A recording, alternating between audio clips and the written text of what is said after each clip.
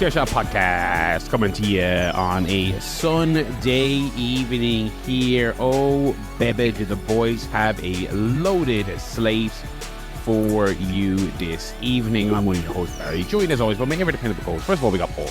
Yo. And also we got Joe. What up, my dog? Yo, absolutely.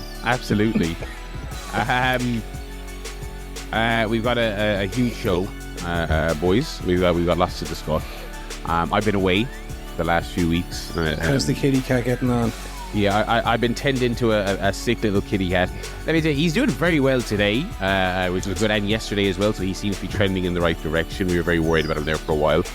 But, oh, baby, let me tell you, it is expensive to have a sick cat. Oh, especially one that requires multiple overnight stays to vet. Tests being run. At one point, this cat had a catheter in. So that meant every couple of hours, me and the wife would have to take him to the box and manually release his winky so that he could have a pee. That was good. While also then every couple of hours having to force feed him loads of medicine, which made him very cross with us. Very stressful couple of days, but he's doing really well now, which is all that matters. And I'm good. I certainly hope he is, because I don't want to reveal how much I've spent on this goddamn cat now. But I think it might be more than this personal computer I use to play the new Doom game on at 1440p and 100 frames per second on high settings. Yeah. I can't run Doom on that cat, though. Let me tell you, I think he's cost me more than that. Well, the guinea pigs were the same story. They had to go to the special vet in Bray. Mm-hmm. So every time you're taking the train to Bray, which is like an hour, two trains. Oh dear, 2 towns over. And then vets. I mean, look, I love vets. They do good work. They keep our lovely little cats going. But do they love the bit where they say, "Here's what, show us. Now get that wallet out quick." So, I mean, I feel your financial pain on that one. Yes, I'm the same. I mean, those guinea pigs don't last very long in the first place. But I don't know if they were quite in the 4 figures, but it was certainly throughout their lifespans. Yeah. They were certainly up there. Rest in peace to the old guinea pigs. But I mean, I'm kind of in that situation now where cars and homes are that for me. Yes, yeah. Where every time I turn around, I go, "Oh no, the home needs a catheter." Oh. So we had that this week again. So welcome back, Barry, first of all. We missed you last week, of course. We got on fine, but we did miss you. We were doing the clean of the house on Thursday because we're having some visitors over the weekend. Oh, the toilet's leaking now. Oh, a little bit of water on the toilet. Well, look under the cistern. Because this bathroom, let me tell you, this apartment, the whole block, I think, was built in 2005, I want to say. Right. That bathroom is exactly the one that was installed 20 years ago. Not a single thing has been replaced. Not a single thing has been touched in 20 years. So when I heard there was a leak, I took one look underneath the cistern, and it was like wishes and dreams holding that thing together. The seal was gone on it. The pipe was gone on it. Oh, God. So the worst thing is when you have that right before a bank holiday weekend. Yeah. As well. Luckily, we have a plumber contact who lives one town over. Friday morning, sent him a little text ski. Here's what's happening. I'll be over later today. Now, Friday, speaking of the car as well, car's due its NCT. For people not in Ireland, that's its annual roadworthiness test, right? And I thought, well, I have to drive over to the little school to vote for the president later today, which nice to be on the winning team for once, by the way. Not to give away what I was voting for. Spoilers. Spoilers, the good That's one. right, he spoiled his vote, folks. Shit on that. But I needed the car to go do that. So the car was working fine, but a little dashboard light came up. Oh, something with the emissions. Bring it to the garage immediately. So I dropped that off. I dropped that off to the garage Friday morning. And then I got the call to pick it up like 3:00. So I knew the plumber hadn't come yet to fix the toilet. I knew the plumber was coming, and I did get this lovely desk chair delivered also on Friday. So I knew that was coming, but also not when, which is the lovely thing about appointments, is they'll say, this will be delivered on Friday, the 24th of October. Don't worry about when. It'll just come. Be there, please. So I got the call from the garage. Car is good. Come get it. Nice. At 3:10, and the garage closes at 6. So I had a 3-hour window. So my thinking was, right, if I don't go now, the window of possibility of all of these things happening once is going to get very, very narrow. And if I leave it till 5, the probability of them all happening once is going to, increase exponentially. So it's about a 30-minute walk from here to the garage and like a 5-minute drive back. Start walking down. Not 10 minutes into the walk, plumber calls me. Did I just pass you on the road? Yes, she did. 5 minutes after that, I'm here with a delivery. Another phone call. Chair's there. So all within 10 minutes, all has happened. So I ran the remaining 20 minutes, whatever that would be, 2.5 kilometers. Ran to the garage. Show up at the garage. Give me my car, quick. Well, so it was like Harambe was there.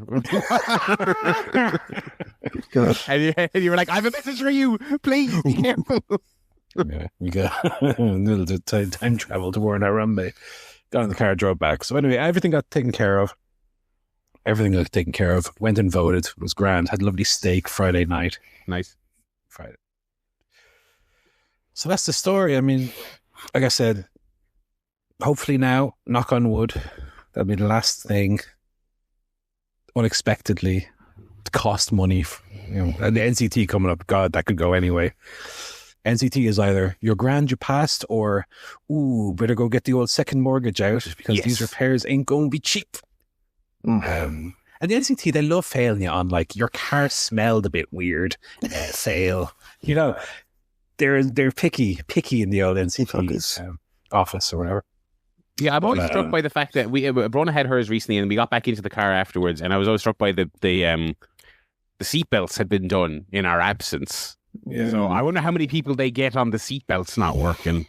Don't know, but I'm hoping that's the last meaningful, unpredicted expense, because I talked last week about the problem with the TV has come back, where it's got a line of pixels going across. Pixel. Oh, God. So I've only had this TV 3.5 years. Already had the screen fully replaced when this exact issue happened. What brand is it? It's a Samsung TV Void. I will say, update. It's now got 2 lines of pixels on it.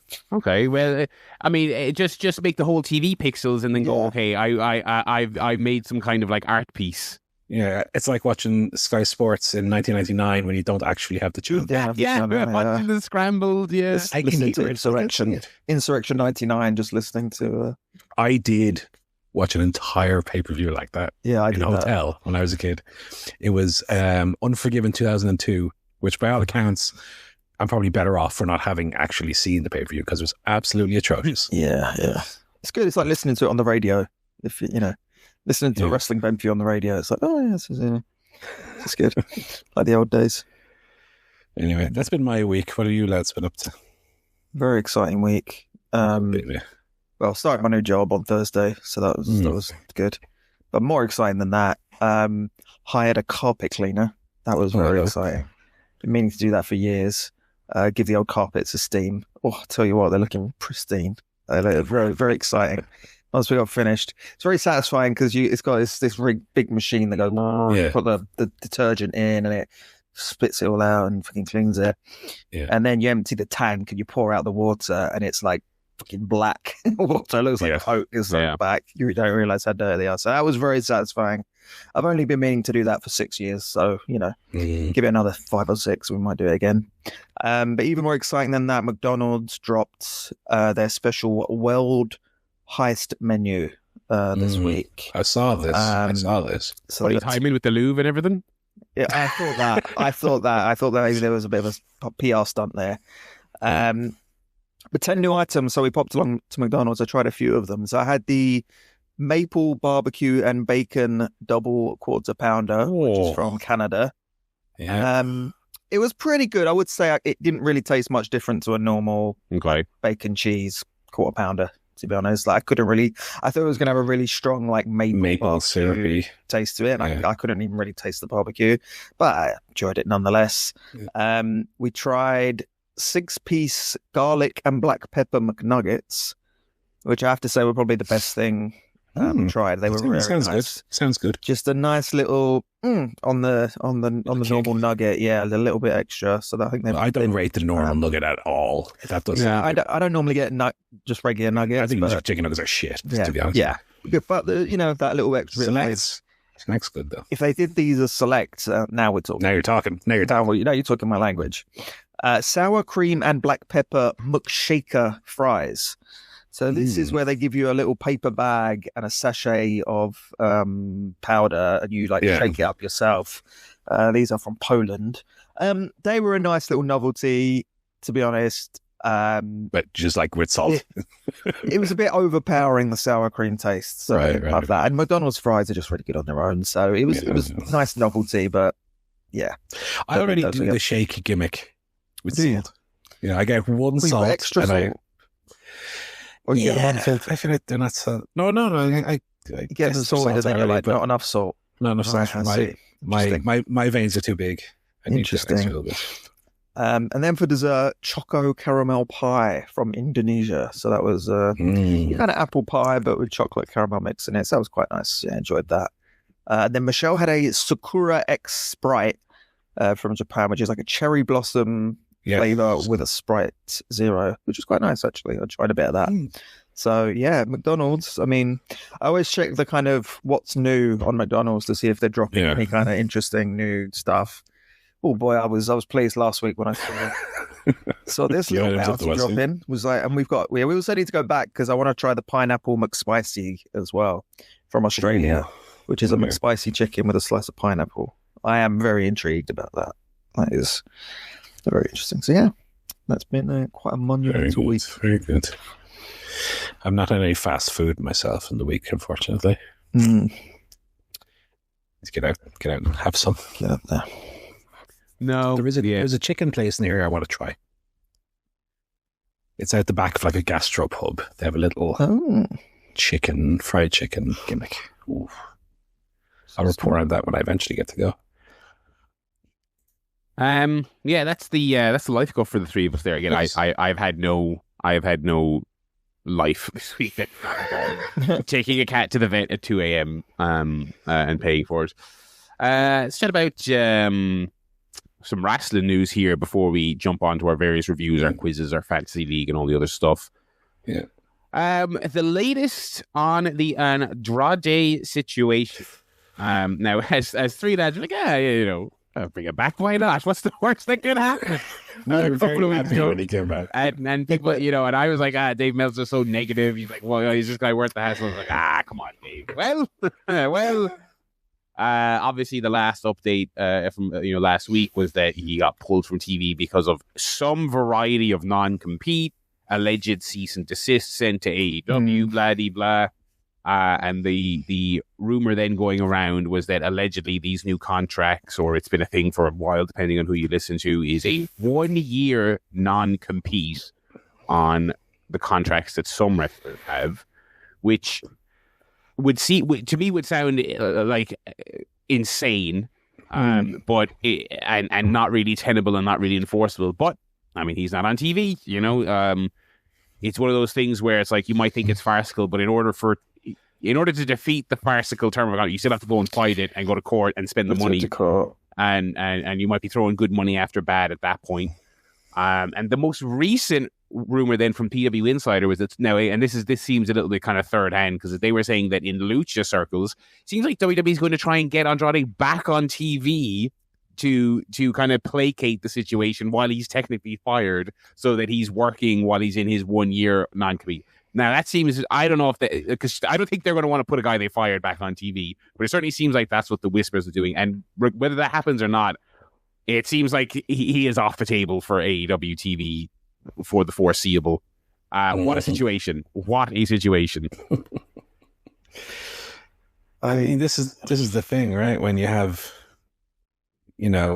Ricky Starks and Phoenix sitting at home, waiting to go to WWE, the first chance they'd get, they're obviously going to do the same. And I expect this will be the norm, where possible. Yes, but you kind of wonder. The problem I have with it is that no one's going to complain about WWE offering this because they just want to go to WWE. So they're never going to say, I don't want to do the 1 year release, please, because they don't want to jeopardize it. So it's going to happen. Also, Samantha Irvin tweeting. She's on a 2 year. Yeah, she had a 2 year. Mental. I kind of wonder if that's like she had 2 years left on her contract. And the agreement was, okay, possibly, you don't have to work here. We won't pay you, but you can't work anywhere else for 2 years. Because I can understand it if it's like, if someone doesn't want to work with them anymore and they say, well, you got 2 years on your contract. It's like a footballer. You have to go sit in the reserves for 2 years because they don't want to play. But you kind of think they could come to some arrangement. I mean, they don't want to and they don't have to, but it's crazy. But people will keep signing these contracts, so...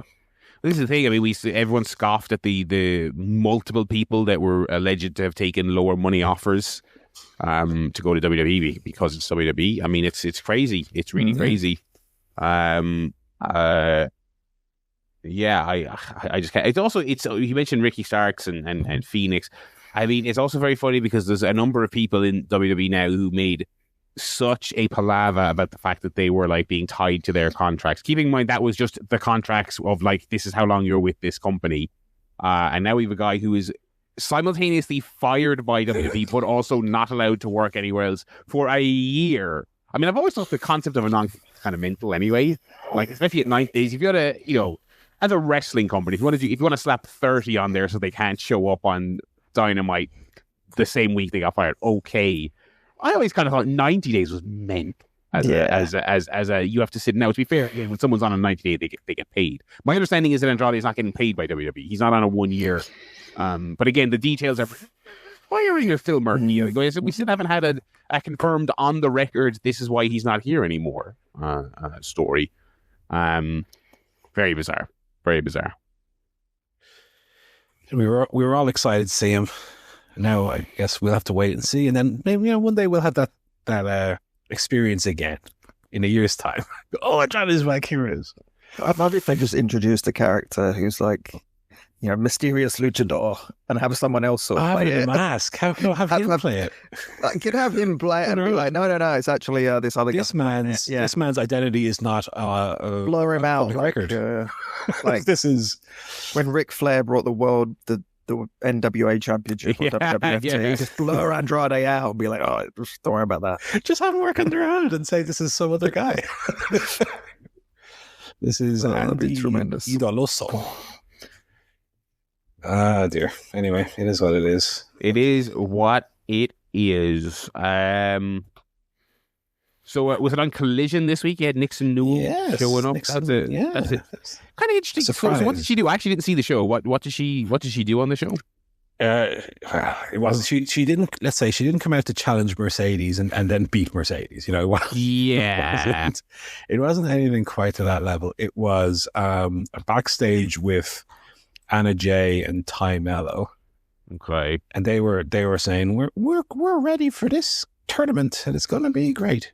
And then Nixon Newell and Ring of Honor, I'm reliably informed, the Ring of Honor regular and past AEW Dark competitor Miranda Elise came up and challenged them, I guess, to a match which I would expect to happen on this week's coming Collision. Oh, so like a little TJ warm up before the tournament kind of deal. But Nixon Newell on AEW TV. He was like, they had Isla Dawn a couple of weeks ago as well. I wonder if, to me, Nixon Newell strikes me as someone who might fit into AEW better than an Isla Dawn would. Yes, to be honest. So let's see. But curious. It's a weird way to not that she's some massive star, but kind of, I think having her pop up backstage and then to set up, presumably losing to Anna is kind of a weird position for her. I know she's had the injuries racked up and everything. But even thinking of her WWE run, and she no fault of her own, but they didn't. They didn't push her. She was very, very low. But from us, who we saw her obviously in Dublin a couple of times, and I was always a fan of her work whenever I got to see her. So let's see. Obviously, she very, very bad injuries throughout her time in WWE. But that being said, I think it's been a while since she was hurt, right? She's been gone a good while without an injury. Her hair is dyed like highlighter green and blue. Okay. Half green, half blue. When she first came on, I thought it was Shotzi. Oh, yes. Yeah. Because it's the same kind of green. Yeah. Welsh hair Shotzi. color. She having matches with Matt Cardona in GCW, I believe. The duality of wrestling. The duality of life. Yeah. It'd be interesting to see if she sticks around. Why not? Features for the week. What's the fantasy update for? I guess it's our last one for October. It would be. Well, we did have, as predicted, 1 5-star match at Wrestle Dream. Don't mind if I have 3 of the lads involved. That's good. What was it? It was Okada and Takeshita against Bandito. Oh, King. Wow. Got the 5. There were a couple of 4.75s, as Meltzer loved to sprinkle throughout, but that was the 5-star match. So I picked up 15 points there and 5 for Barry. Again, kind of a week. Let's see, Joe for the week, 46. Me for the week, 52. So very close. And then Barry, 63. So Barry continues to steamroll ahead. Quite a low-scoring collision, actually. But Joe had a very good Dynamite, Briscoe, Kyle O'Reilly, and a Powerhouse Hobbs defense. But in terms of the Fantasy League, I wanted to do something a little bit extra this week, which is I want to see if the Fantasy League could not predict necessarily. I have predict on the rundown. Predict might be the wrong word, but could I pull from the fantasy statistics using logic of people who obviously score a lot of points and people who have a lot of, maybe not so many matches, but a good points per match. Yeah. She also win a lot of matches. Could I use that as the foundation for putting together some brackets for a Continental Classic? Okay. Based purely on, the idea of the Continental Classic being a tournament for wrestlers who have had very strong years.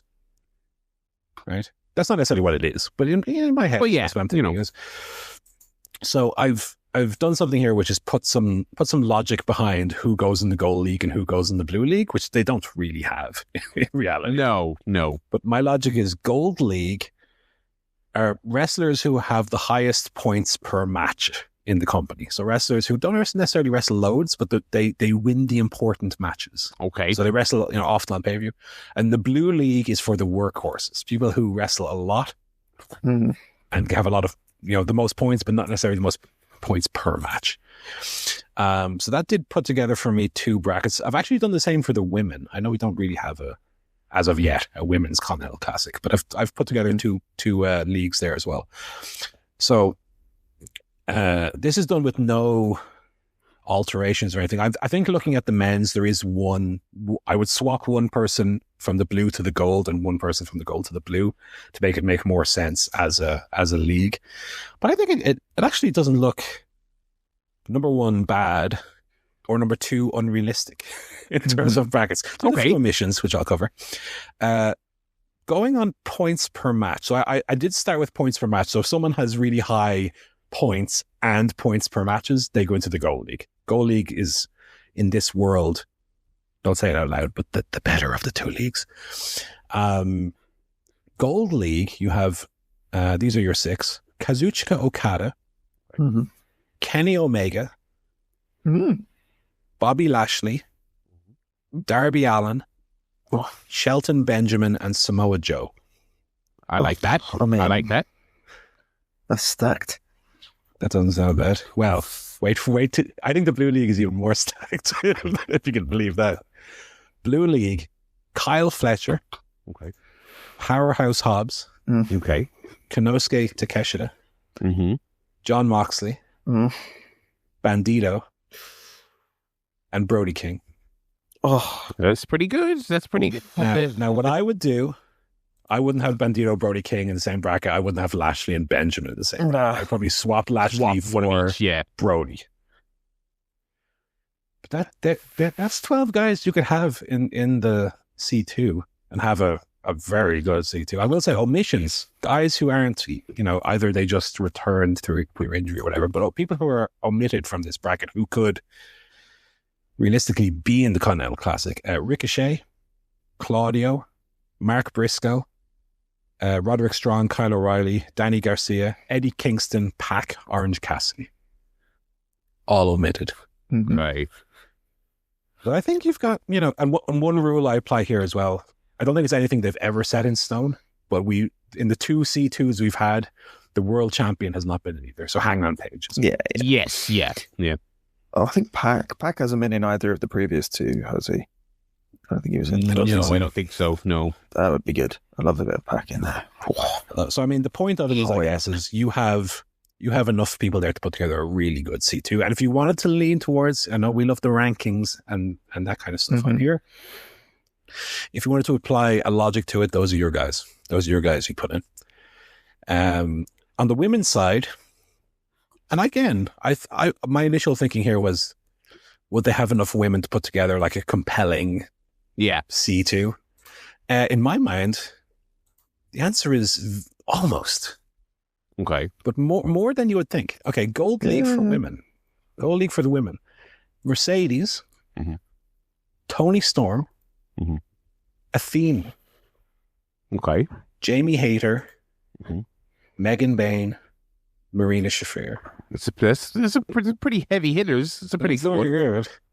Blue League, Tekla, Willow, Queen Aminata. Okay. Mina, Harley Cameron, Julia Hart. Okay.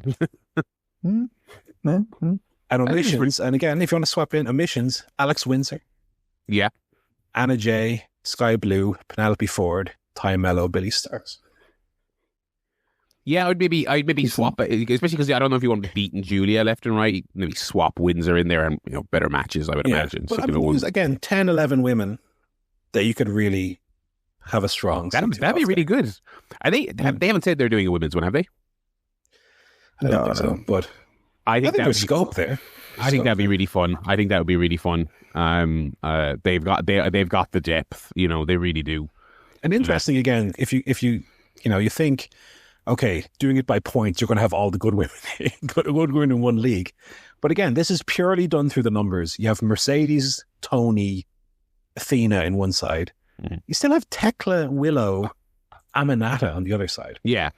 You still have people to carry a league there. I mean, I like it.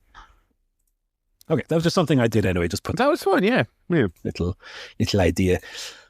We do have a little quizzy poo. Excellent. Let's do it. Load up here. Passcody. A classic. Classic. So for people who we haven't played this in a while, for listeners to be caught up, this is a quiz Joe came up with. Totally original. There's 4 rounds. I'm going to give to one of the guys a list of 6 wrestling-related objects, items. They will have to explain using only one word what the mystery item is. They have 5 words total that they can use. So if it was, Bret Hart, I would probably start with Hitman. Right. If you didn't get it after Hitman, I'd probably go Sharpshooter. Ooh. If you didn't say Sharpshooter, I might go Screw job. Scroll job. And if you got it in that, okay, so 3 guesses, you get 3 points because it starts with 5 and you get progressively fewer points. So, okay, we know what we're doing here. Who would like the first set then? I'll go first. I don't mind. Joe wants to first. I'm warmed up from last week, so okay. And I will let you pick. Joe, do you want set 1, 2, 3, or 4? I'll go 4. 4. Okay, coming your way.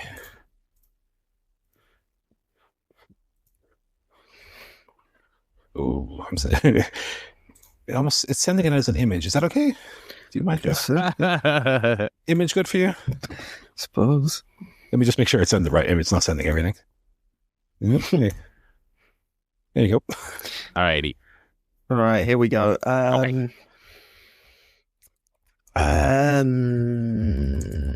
Okay, first one. Good one. I'm gonna get off to a good start here. I will say, I've not put a great deal of thought into the difficulty here. I was just whatever's come to my mind. Legion. Legions. I'm thinking Legion of Doom. Road Warriors. Boom. Off the bat. Here we go. Here we go. Okay, second one.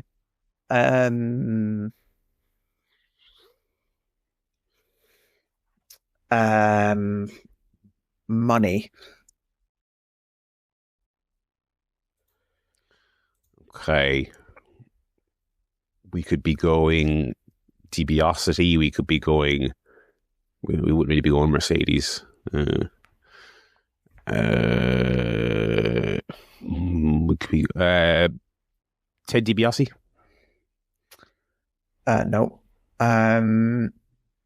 Son. Shane McMahon. There we go. Boom. Very good.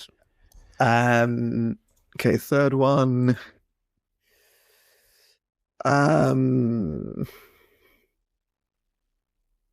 Friday.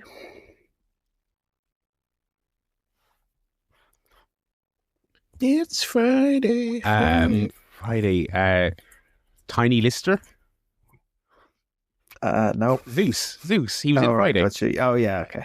I don't see that. That would have been an incredibly deep cut. Amazing answer. Correct on the first answer. Cancelled. Friday cancelled. Okay. Okay. I was going to say a cancelled wrestler. How long do you have?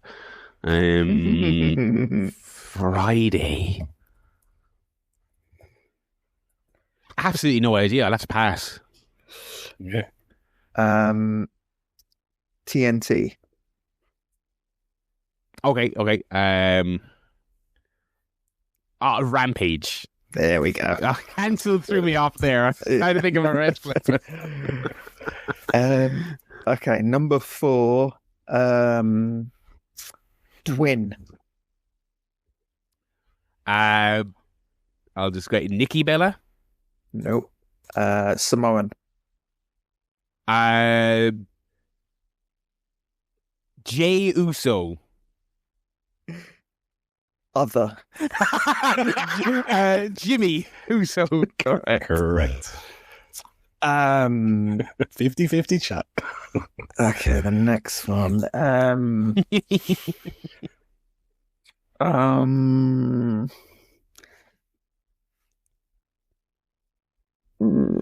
Sorry. Territories. Jim Crockett. No.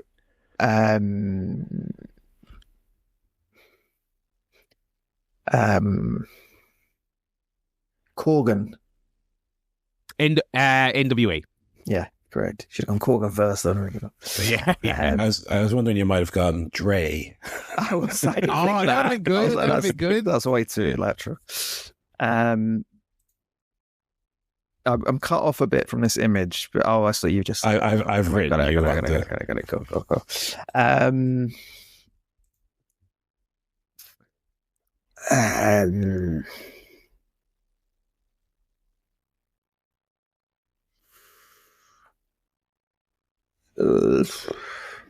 Song.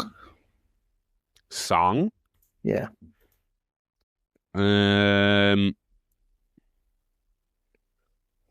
Song.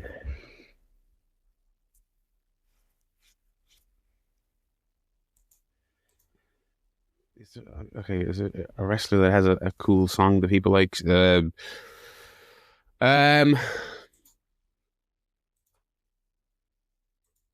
I have no idea. Jey Uso. Nope. Hogan. Oh, Real American. There we go. Yeah. He's got it. Couldn't think of one. Okay. That was a Yeah. Real American was the answer. Okay, 23 points. Pretty good. Joe there. Quite good. Quite good. Okay, Barry, you're up. Okay. Set 1, 2, or 3? Give me 3. 3 coming up. Popping up. I'm opening up these DMs here. I don't know why it's sending it as an image, but whatever. There you go. Run.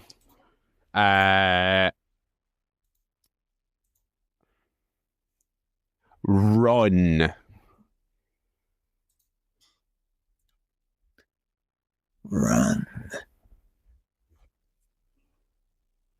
Run. I don't know. Run DMC. Yeah, that's I was going to say it's a good guess, but I don't know if it is. not really. Throw.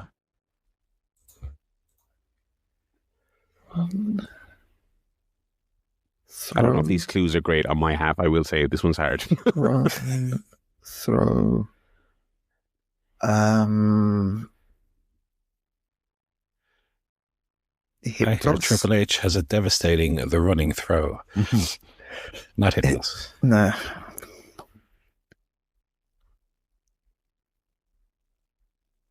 All right. Next word.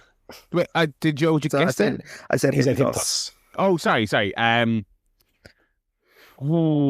Bounce. Ropes. Ring ropes. I'm trying to think of a word I can use here that won't violate the rules. Yeah. Well, there's only 2 words you're not allowed. Okay. Okay. Well, then I'll just be very brazen then. Ireland. Irish whip. Yeah, that was a hard one. Run, throw, bounce. Yeah, I was thinking that, but then it threw me off. And you said, okay, next one. Claw. The Von Erichs. Yeah, well done. Got in one. Yeah. I don't know what's the prick's name. LA Knight. Yeah. It is. I'm wondering now, do I subtract a point for the use of extra intonation? There was not. I was extremely. There was. How dare you? How fucking dare you? I did. That was the most. I could have gone. Yeah. It was flat. But there was almost a second syllable. I perhaps held it, but there's no rules against saying the words like. That's how he normally says it. That's how they're like, do you want a cup of tea? I go, yeah. Yeah. What I say all the time. It's how I speak all the time. Next one. Screen. Titantron. Yeah, well done. See, there it goes again. I just did it there again. Okay.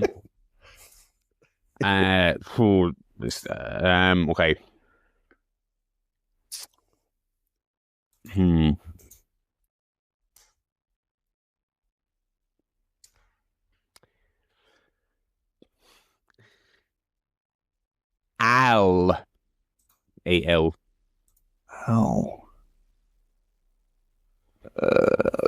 Ow. Tori Wilson. Unbelievable. That was hard because I was like everything I was thinking of for Tori Wilson. I was like it could be a million people. I was like hot, blonde, playboy. I was like, okay, Wow. okay,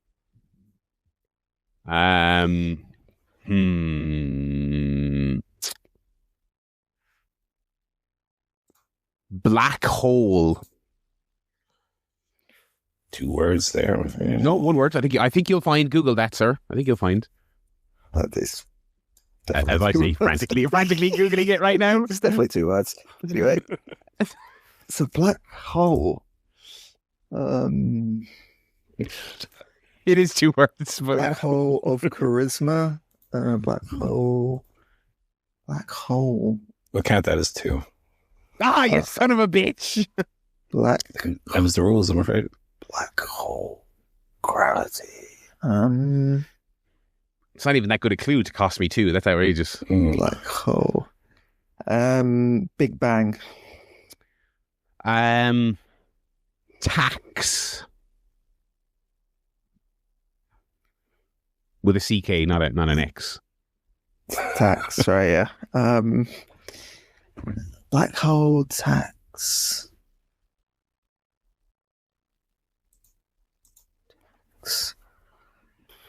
Mark Briscoe.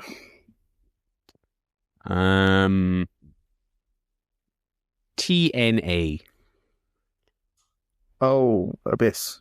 Yeah. Yes. Black Hole's his move. Black Hole Slam was his move. Yeah. I'm thinking if there was a wrestler who was like, and do you remember there was an evil Santa Claus back in the day? Santa Claus. Yeah. the Black Coal Slam. The Black Coal Slam. Very good. Very good. So 24 points there. Very good again. Very good again. Okay, Joe, back to you. Let's do it. One or two. Let's go 1. 1. Okay, coming your way.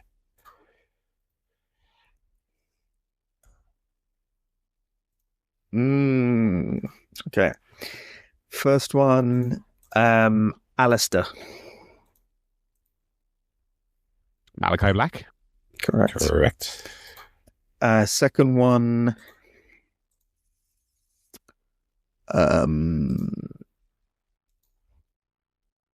Forfeit.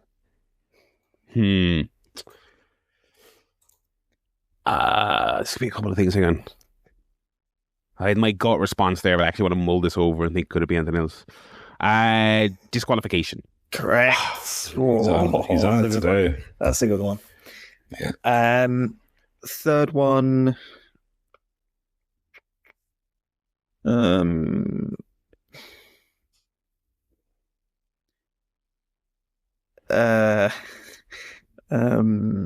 Wooden.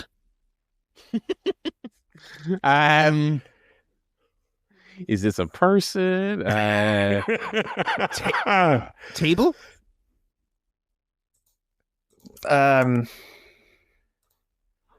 Stipulation. Table match? Yeah. Okay. I could do it there. Oh God.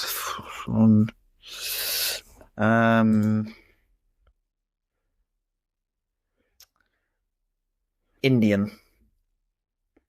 1 in a billion Satnam Singh. Producer. Sanjay. Remarkably close with the first guess there. Yeah. Okay, number 5. Mabel.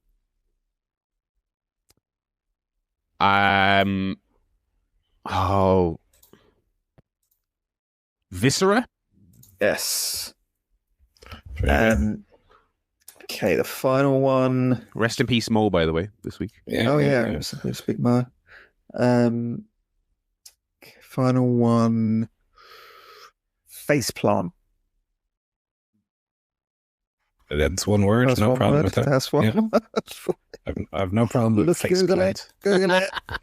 I think I played enough Tony Hawks to accept yeah. as a one word. Faceplant. Thinking of moves. Flapjack? Nope.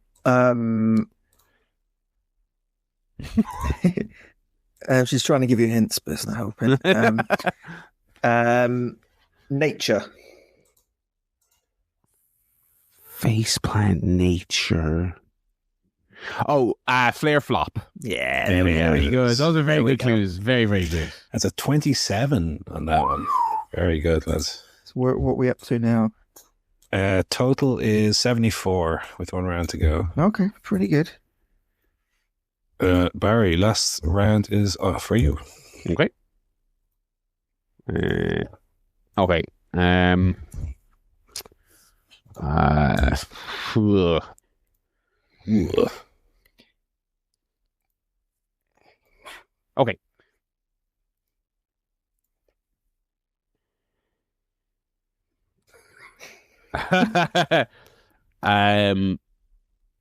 What's that? Okay. I'm fact checking something before I say it. Okay. Joe's not going to know this. Lily.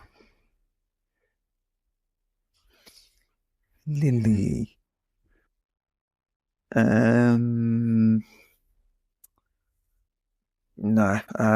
Bella Twins. No. Wyatt.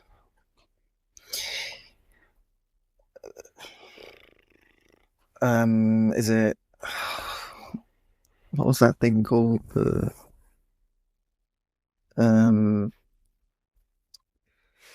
Cat's distracting me. Otherwise, I would have got it by now. Get off. For listeners, a cat's tail just came out of Joe's face there. What was that thing called with the Wyatt family? Like Aunt Susan or something. What was it? Like, Madam. What was it? Aunt. Aunt Susan. Something like that. What was it? Uncle Howdy. It's not Uncle Howdy. Oh, no. Cheerleader. One word. Hang on. Yeah, that's fine. So we got Lily, Wyatt. Lily, Wyatt, and cheerleader.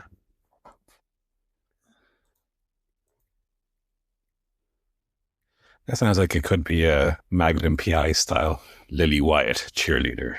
Lily TV show. Wyatt, cheerleader. I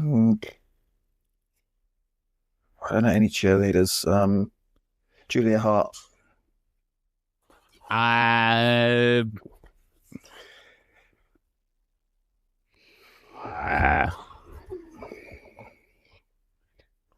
Blonde.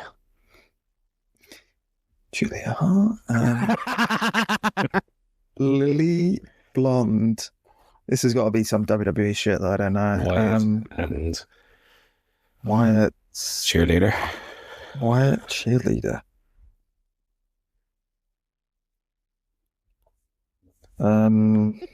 Joe's face right now, listeners. Lily. A mix of like confusion and utter just disgust. I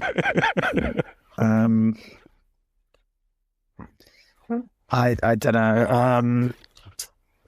Sister Abigail. Do I have one left, Paul? One more. Okay. I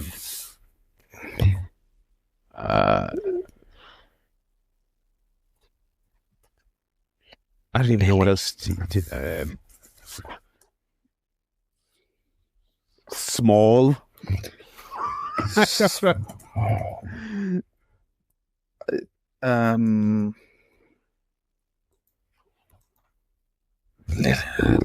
Cheerleader wire. Small blonde. Small blonde. Cheerleader. Wyatt Lily.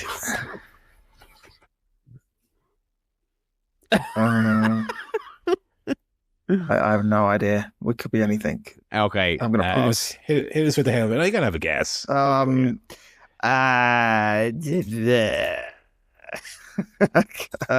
Dallas. No, it was Alexa Bliss. See, I knew I went too obscure early. Lily was her little stupid doll, the little haunted fucking. I had long given up by that point, I know you were long out by then. Yeah. Okay. Yeah. I think if you just gone blonde WWE wrestler, I might have got or like Amazon. Oh yeah, Alexa. Yeah, very good. If you told Timu Julia Hart, I would have got it. But that's multiple words, though. You know. That would have been 3. Yeah. Okay. One down.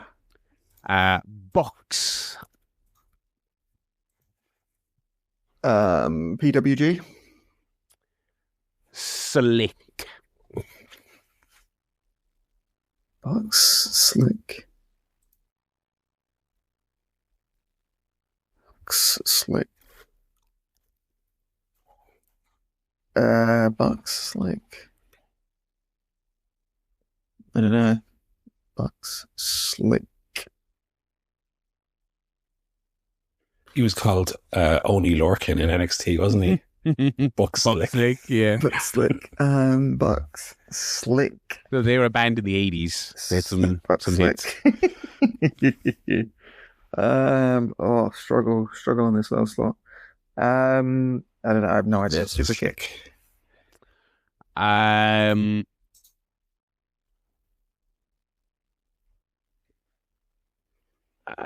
Brother.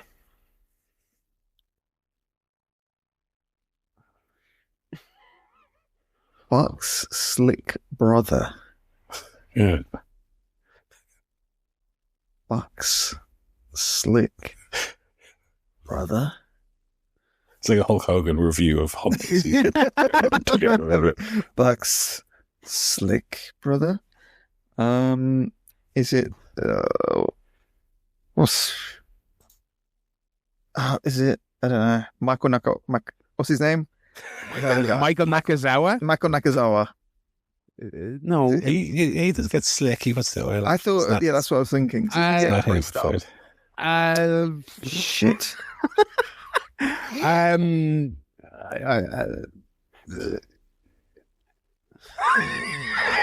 Noises. Matt.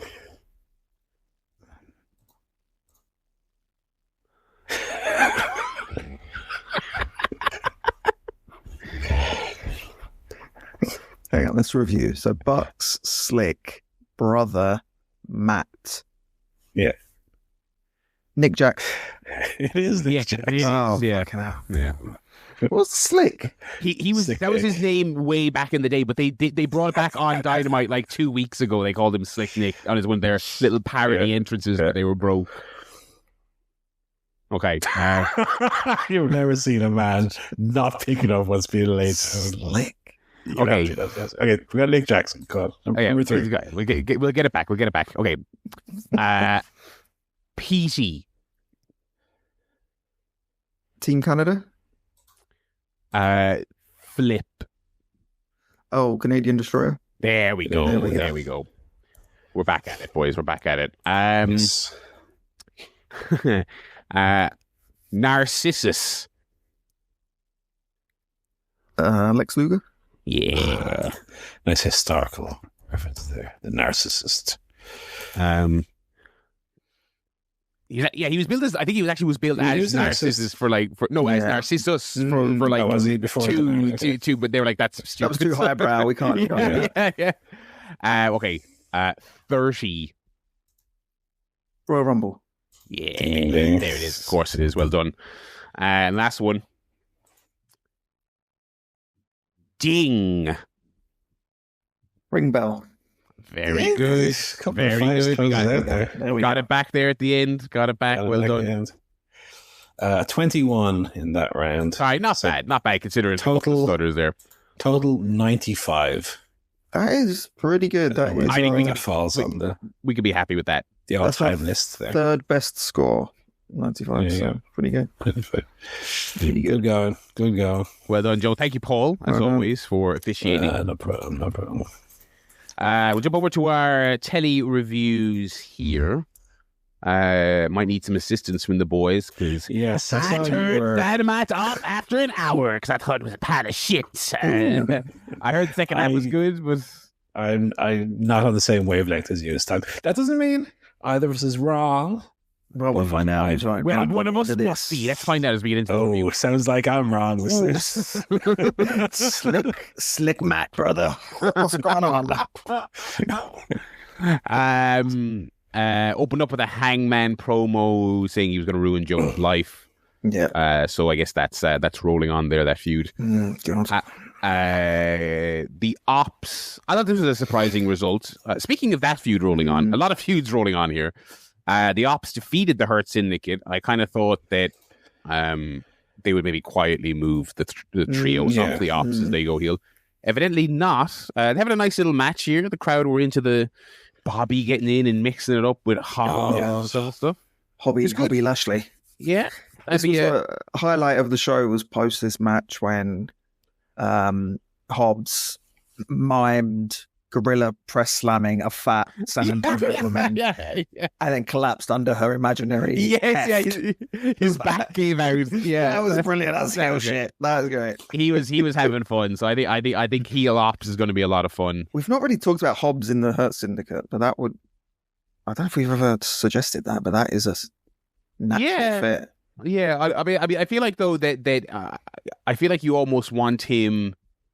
I'd worry about him perhaps getting into that like Garcia role of kind of just because the Ops is already his second stable where he's been kind of the heavy. He had Team Taz.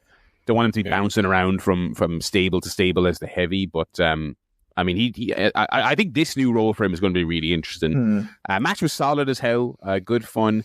Ricochet came out to cost the Hurt Syndicate. I mean, in the run up to the pay-per-view, I think everyone was like, these people have had a million matches to set up their pay-per-view match, and now we're sticking with Joe and Hanger. We're sticking with this one's worse. I mean, this feud they have. This is Crime Time versus the Hart Dynasty for a new era.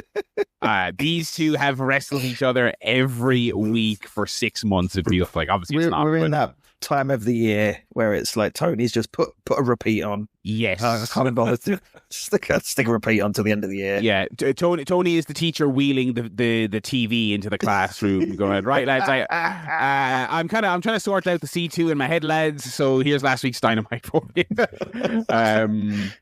So there you go. And then we got the good promo with Joe going mental on the fans and Hobbs pressing the lady.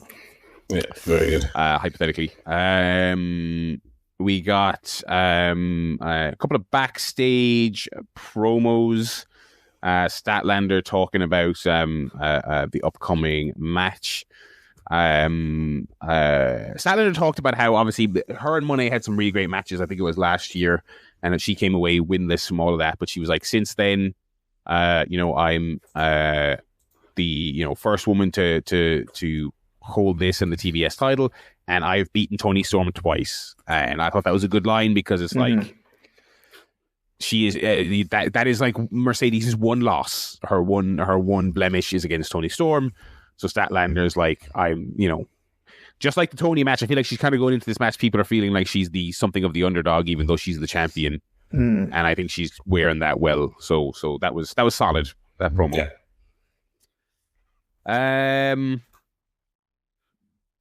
Yeah. Darby came out. He did a promo.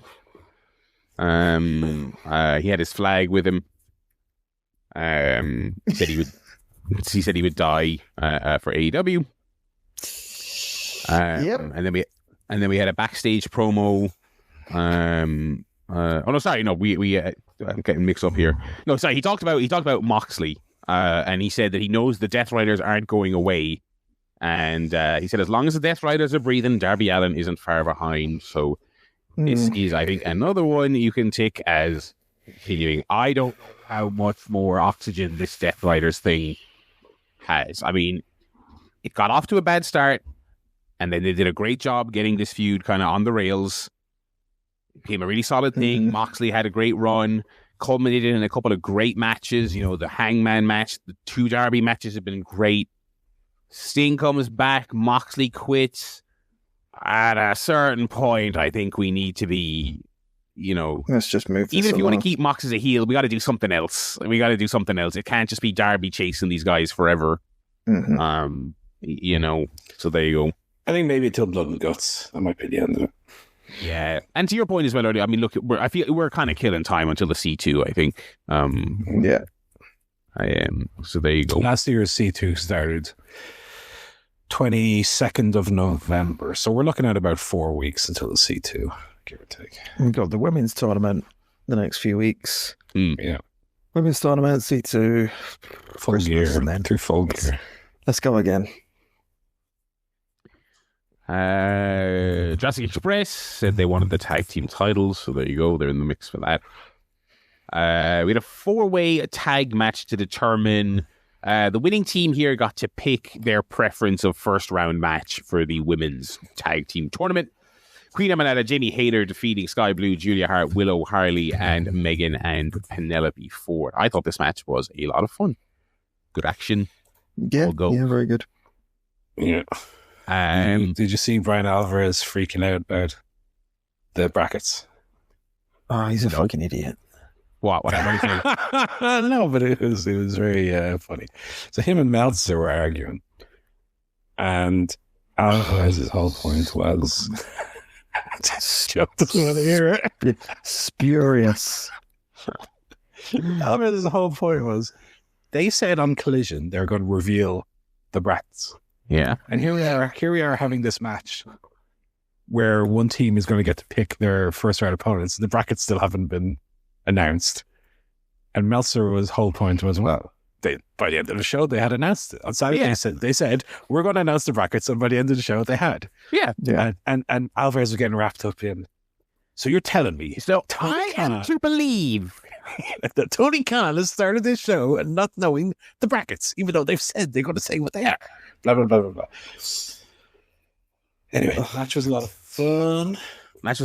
Surprising result. I like to see Aminata and Hayter. I like that team. I think that's a fun team.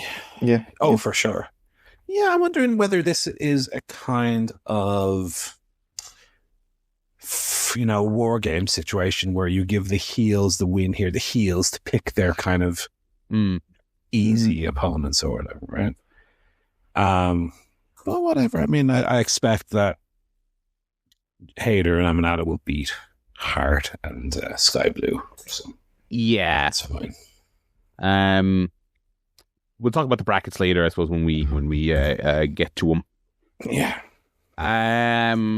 Nick and Matt Jackson were backstage banging on Tony Khan's door. This is another one of this is a nitpick. I got a million things I dislike about this thing. I'll acknowledge this one's a nitpick. Although maybe it's not. They still do this thing where they start the segment with Renee there doing an interview, and then as quickly as humanly possible shoo her away because they don't actually want to do a segment with Renee. It's just they try and maintain this plausible deniability of what cameraman there, and that almost makes it more annoying to me that she's there to save one sentence and then shoot away, and then they just shoot it like a Raw segment. I hate that. I hate it. They're banging on the door because we're broke, still doing this. As someone who defended that for a while and thought it was funny, I just completely over it. And I just... And then Tony Khan comes out and the crowd cheers like it's Married with Children. Or he's Kramer. He's Kramer. It's just like, oh, Nick and Matt. You don't believe what's going on in there. Guest starring on a special episode of Dynamite tonight. It's Tony Khan. And oh, God. And he stands there kind of looking, yeah. And they're standing in a line in front of the camera having the fakest wrestling conversation ever. Oh, I hated it. It was awful. Well, first of all, so Tony's now even dropping the pretense of people go into his office and there's a voiceover. Now he's just on the show, just doing Raw GM stuff. So the long and short of this was that they made Jet Speed and Jurassic Express against FTR and the Bucks for, was that Collision? Yes, yes. Yeah. And there you go. And Stokely gave the Bucks $1 because they're broke. That's the bit. Okay, there you go. Let me just say, I love this. Why? And for all the robberies. So Tony comes out and he's like Steve Merchant's dad in The Office, where he's just constantly looking straight at the camera 5 times. Yeah, I mean, get back to being a door. Tony Khan, mysterious things happen behind. It's like, was that the only take they had? And no one was like, Tony, so can we do that again? Looking into the camera, please. Or was it a Star is Bird situation where they were like, we did 50 takes and that was the best one? Every other take, his pants fell down. Every time he turned his head, he was looking straight down the camera. Oh, Khan, can't you go 5 seconds without embarrassing yourself? Oh dear. Anyway, this was like the enjoyment of someone on screen doing such a bad job. I found it absolutely hilarious. I was laughing out loud during this. Yeah. Why is he giving me look at the camera? It wasn't even in like a Tim from The Office way. It was like he was trying not to, but he couldn't help it. But in trying not to, he was more drawn towards continuously doing it. Yeah. Oh dear. And I find that stuff endearing when he's like announcing a fucking new tour in a new country or something. But when he's, I don't need him being the character. I really don't need him being a GM. No, I really don't. That's what I liked about. That was part of the manifesto in the early years. Is look, this guy who runs company is not going to be on screen as a GM or a goofy character. I don't even mind when Shivani or whoever in commentary says, "I'm of course, no, yeah, I'm hearing from Tony Khan." That's fine. Yeah, but I mean, when they're banging on his door and he comes out and goes, "Hey guys," and he's wearing his big Mr. Magoo glasses. Oh, you want a money match? Ooh, yeah, good old money match. I got $400,000. Why? Why are you giving them $400,000? Doesn't even make sense. This is the other nitpick. Money matches. Yeah. Got to drop this on the head as well. I mean, I think money matches is an interesting little thing to do for making a match feel more important, but not every week and just a random match. This match randomly gets 250. Like, I think if you were to use it in, look, I don't want to liken things to the UFC in terms of being like, this is good. How things should be done. $400,000 for a start. It'd be about 40. Yeah. But I mean, in terms of $40,000 on a hot dog, like, I think it might have been on Collision, or no, it wasn't even on Collision. It was Eddie Kingston. Was it Eddie Kingston was interviewed by Renee on their YouTube channel the week? Really good, by the way. Check it out. And he was talking about, in kayfabe terms, the pay-per-view match with Big Bill. And he was like, Tony sent me the contract and it had this much to show, this much to win. And I signed it. Again, that's how it is in prize fighting, right? You have your show money and you have your win money. And I've always liked an AEW. I mean, they make references to it here or there, right? That if you win, you get paid more money. And I've always liked that as a motivation for people to want to win their matches. But for money matches should feel like, let's say you have a Collision show that you want the main event to feel important. You can say Tony Khan can announce bonus money. The winner of this match is going to get an increased bonus, and then you have extra stakes to the match. But when it's every week and random numbers as well, this match is 100K. This one's 400K. Here's a 200K tag match. The women's match is 125K and a timeshare in Virginia. This, there's no logic, or the fact that you do it so often as well means that the weight of doing it at all is completely lost as well. So yeah, I mean, I get that they're doing it as part of this Young Bucks are broke gimmick, but I'm a little tired of it now. Speaking of like things that I did think were funny in small doses, a couple of and defended them for quite a while.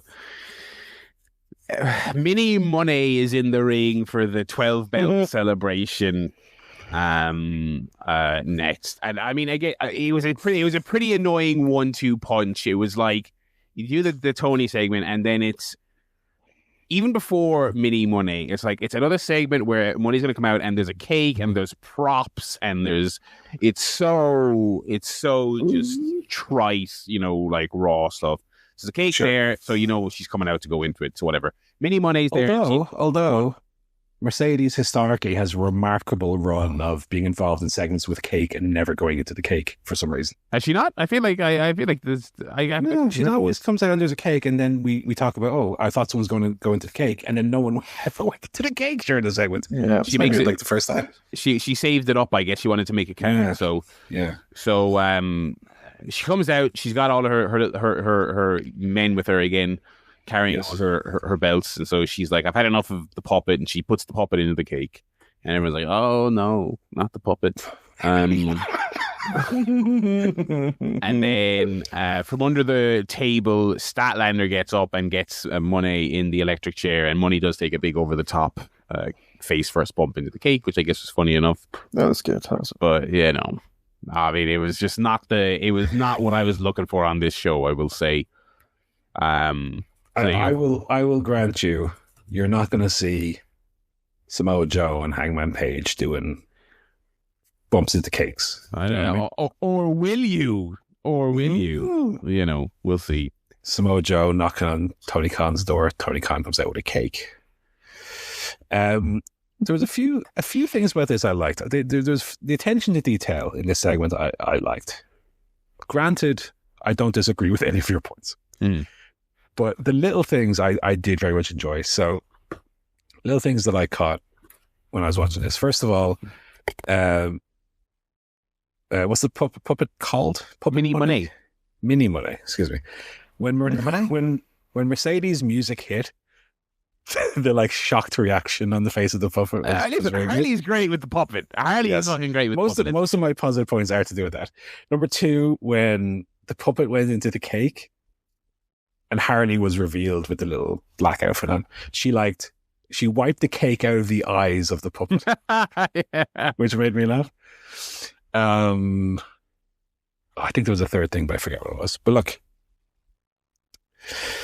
yeah, I mean, I don't necessarily disagree that I would prefer a Mercedes Statlander feud along the lines of the Tony Statlander feud, in terms of, you know, that promo they did where they're like, these two women are just fucking class and great, and they're going to fight.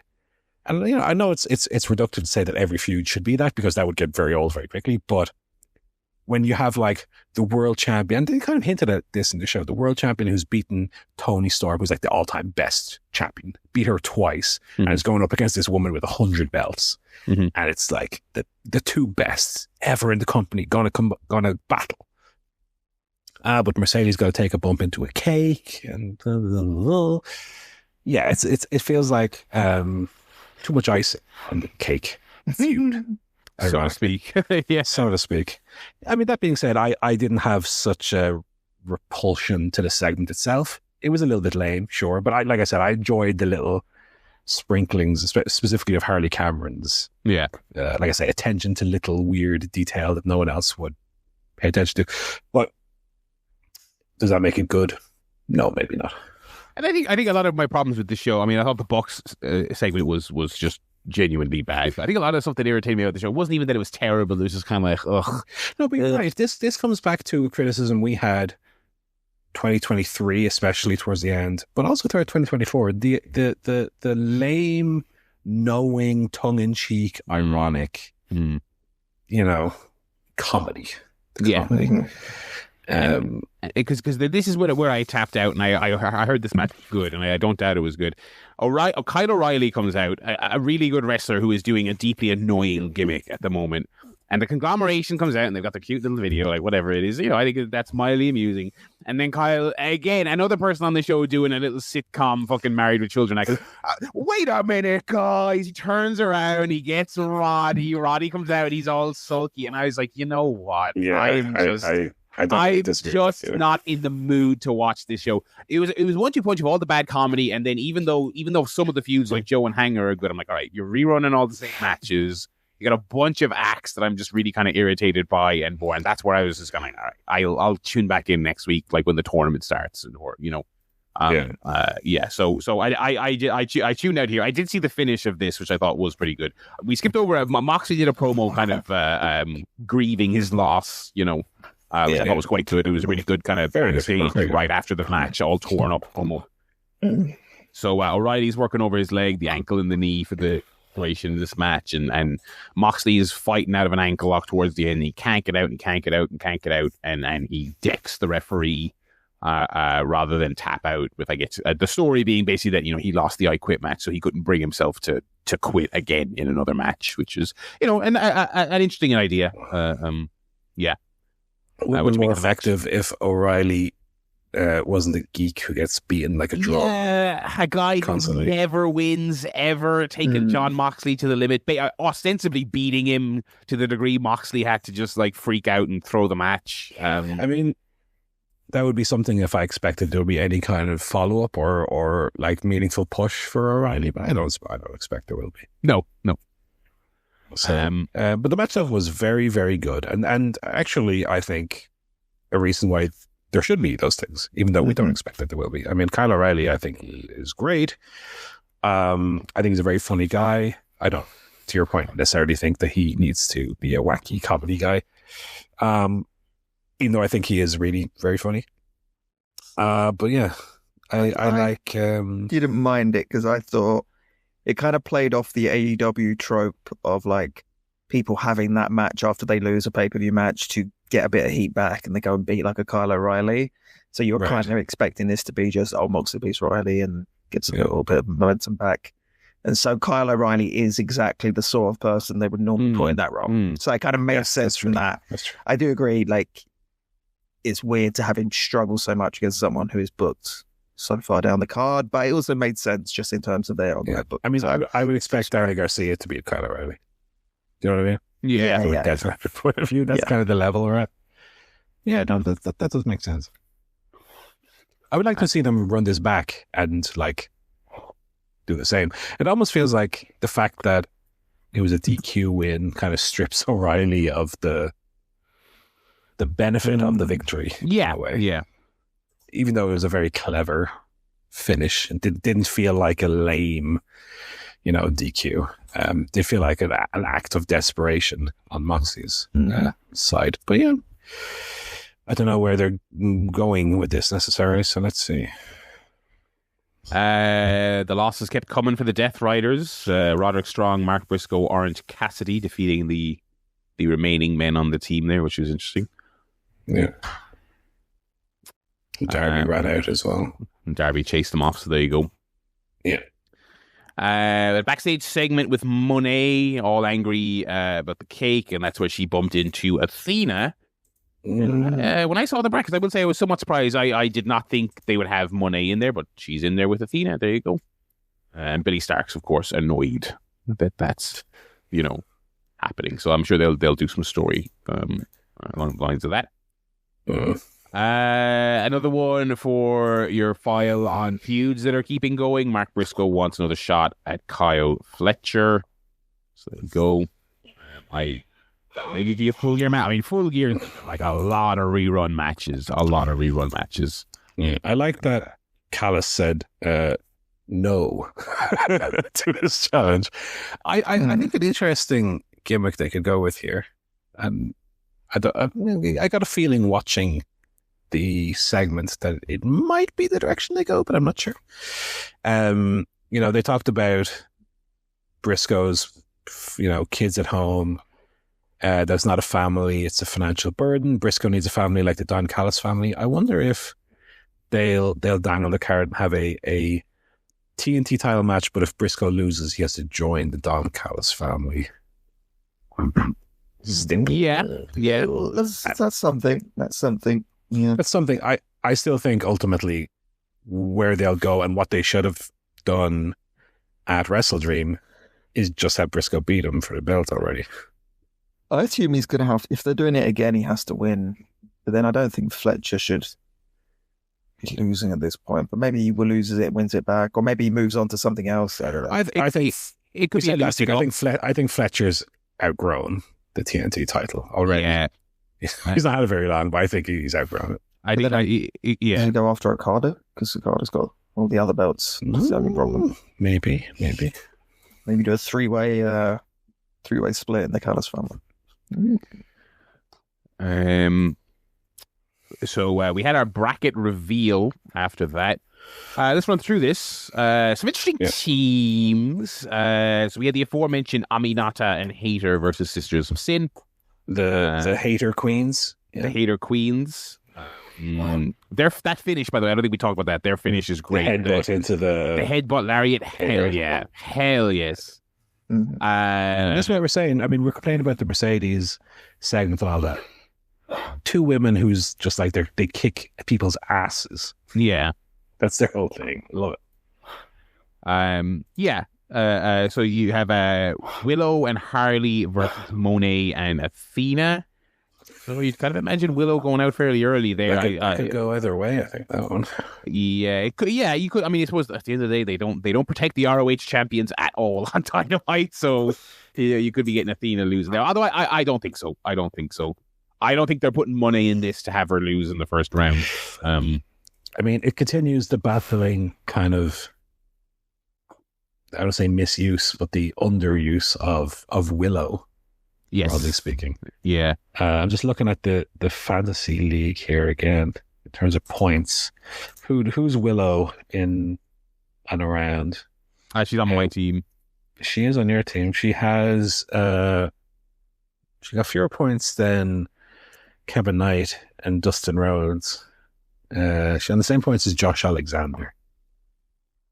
I mean, when you drafted Willow, I absolutely thought Willow would be one of the heavy hitters in the women's division, and she on 45 points at this stage really hasn't been.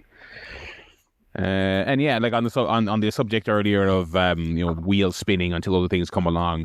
I mean, this feels like it's been Willow's story for months, but definitely kind of feels like, okay, we've now got a very logical story we can go with Statlander being the champion. You've got Willow and Stat, long-standing feud. Willow, the long-standing people's kind of champion on the undercard. But we're not going to beat Statlander a fortnight after she wins. So Willow has to go back on the treadmill and spin wheels for another 3. It's probably going to be into the new year at this stage before they go to that feud. So, it feels like a company where they're really running in circles a lot lately. But I feel she's going out here early. Here's a weird team. Windsor and Riho versus Tony and Mina. I feel like Windsor was probably like, I could get a nice little team going with Jamie here until they kind of landed on the Amanada thing. But again, I think that speaks to again the depth of the division. Windsor and Riho, two good wrestlers. That's a really solid team, and they're quite obviously out instantly there in the opening round. And 100%. Bane and Ford versus TJ. Those are the brackets. I would say one disappointing thing about this this bracket. I think it's a fairly decent slate of teams and matches. I think you're looking at the two main eventers, your Monet team and your Storm team. Realistically, probably the Tony Storm team winning it. They're not going to elevate someone with this. I think as we probably talked about on this show, they're going to go the Chris Jericho route, put it on an established person out of the blocks to legitimize it. So not that I dislike it or anything, but I feel like it's going to go on the Storm and Shirakawa team, and that's it's not the most exciting option of some of the teams you've got here, but they could curveball you. They could curveball you. I'll predict Hater Amanata are going to win. That would be spicy. That would be spicy. That's my spicy gumcho. Because on their side, they would have to beat Monet and Storm to do that, that'd be pretty cool. That's how you get people over. That would be a push ski, as they say. Why not? And then the main event, Okada defeating Bandito in a unified. Heard this was spectacular. It's very good, very, very good. I don't think it would be the 5-star classic you might get if these two face each other on pay-per-view, for example. I think this match with an extra 5 to 7 at the end, then you're cooking. It was very, very good, but it didn't quite have me jumping out of my seat as I know these two guys could. It was very good. It was like a good 4 and a 4.5.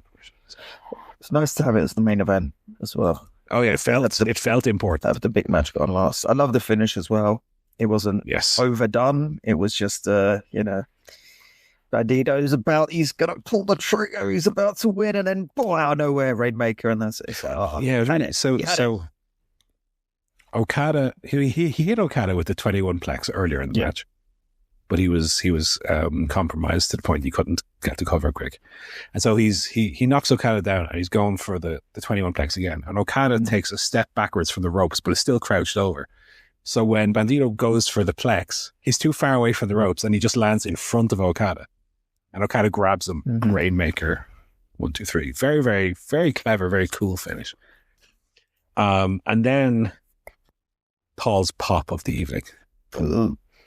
Right at the end, which is, we've talked about Dynamite sometimes doesn't peak at the end of the show. Here it did. So Okada's won. Don Callis' family come out to clap and celebrate. Oh, fucking Takeshi's music plays. He comes out. I'm jumping up and down at this point practically. Don Callis, yeah, here we go, come down. But then he sees on Takeshi's face, Takeshi's not there to come down and celebrate with Okada. Don Callis runs up the ramp to meet him halfway to kind of stop him, calm down. And the show goes off the air with them kind of facing off and Takeshi shouting at him. They did play, they showed the footage from Wrestle Dream, my favorite spot and Joe's favorite spot of Wrestle Dream, which we covered on the show last week, when Okada hit him with the Rainmaker by accident, but then gave him the sneaky little middle finger to show how much he enjoyed it, even if it was an accident. So, I mean, to me, this is the best thing going in AEW at the moment, and they haven't even really started. I mean, they have, but they're still at the stage where they're both in the same team. There's a bit of animosity, but they haven't had that Batista throws Triple H through the announce table moment yet. Or to announce table, through the contract signing table, the famous Batista thumbs down gimmick. I mean, when Takeshita finally turns here, he's one of your top baby faces. I mean, this guy is I know he's been a heel for the last couple of years, but I think he's got all the attributes for top baby face in the company. I think he's so good. So yeah, they're doing a Don Callis family summit on Dynamite. I wouldn't mind if they would have a little table in the ring and literally just fucking do that gimmick and get Takeshita little bottles of mineral. Don Callis Takeshita notepad. You gotta shake Okada's hand, and he shakes his hand, but then he doesn't let go. He hits him with the fucking archer. Come on, we might not be at that stage yet, but we're getting there. And when that moment happens, where Takeshita gives him what for, can't wait for that match. Oh my god, I'm getting chills thinking about it. It's gonna be so good. Oh. Whatever that pay-per-view costs, I'll pay for it. How's College this week? College was all right. Stayed up and watched it live, hence the Nixon Newell surprise, which we mentioned earlier. Opened with a Hanger promo. Interesting that AEW, and I don't mind this necessarily, but something that WWE never does, more or less. They did it on Dynamite with Darby, and they did it here with Hangman Page, where he comes out for a promo, doesn't get interrupted, just comes out, says his piece, puts the microphone down, and his music plays. So Hanger was saying, you guys are talking about that you're hunting me, I'm the one hunting you, and that he's going to ruin Joe's life. Would have been nice if they had specifically referred to things that Hangman has done in his past, specifically with the Swerve Strickland feud, right? And maybe Hangman can say there's a part of me that I've kind of put away for a while, but Samoa Joe, you're kind of bringing that back out of me, and so be careful what you wish for. Pac Ishii, as good as you'd expect. Nice, yeah. Pac back in the Juice Robinson clothes. He wasn't wearing the little trunkies. Yeah. So he's got the vest thingy now. The vest thingy again. Well, at Wrestle Dream, he was wearing the more classic Pac gear. He just didn't have the knee pads on, but otherwise he was dressed like the old days. I don't know if he forgot to pack the tights or whatever, but he was back in the little singlet and long boys here. Very, very good match. Very stiff. Pac has a new finish where he hits the ropes really fast and runs back and forth 3 times, then hits a big lariat, which is what he won with here.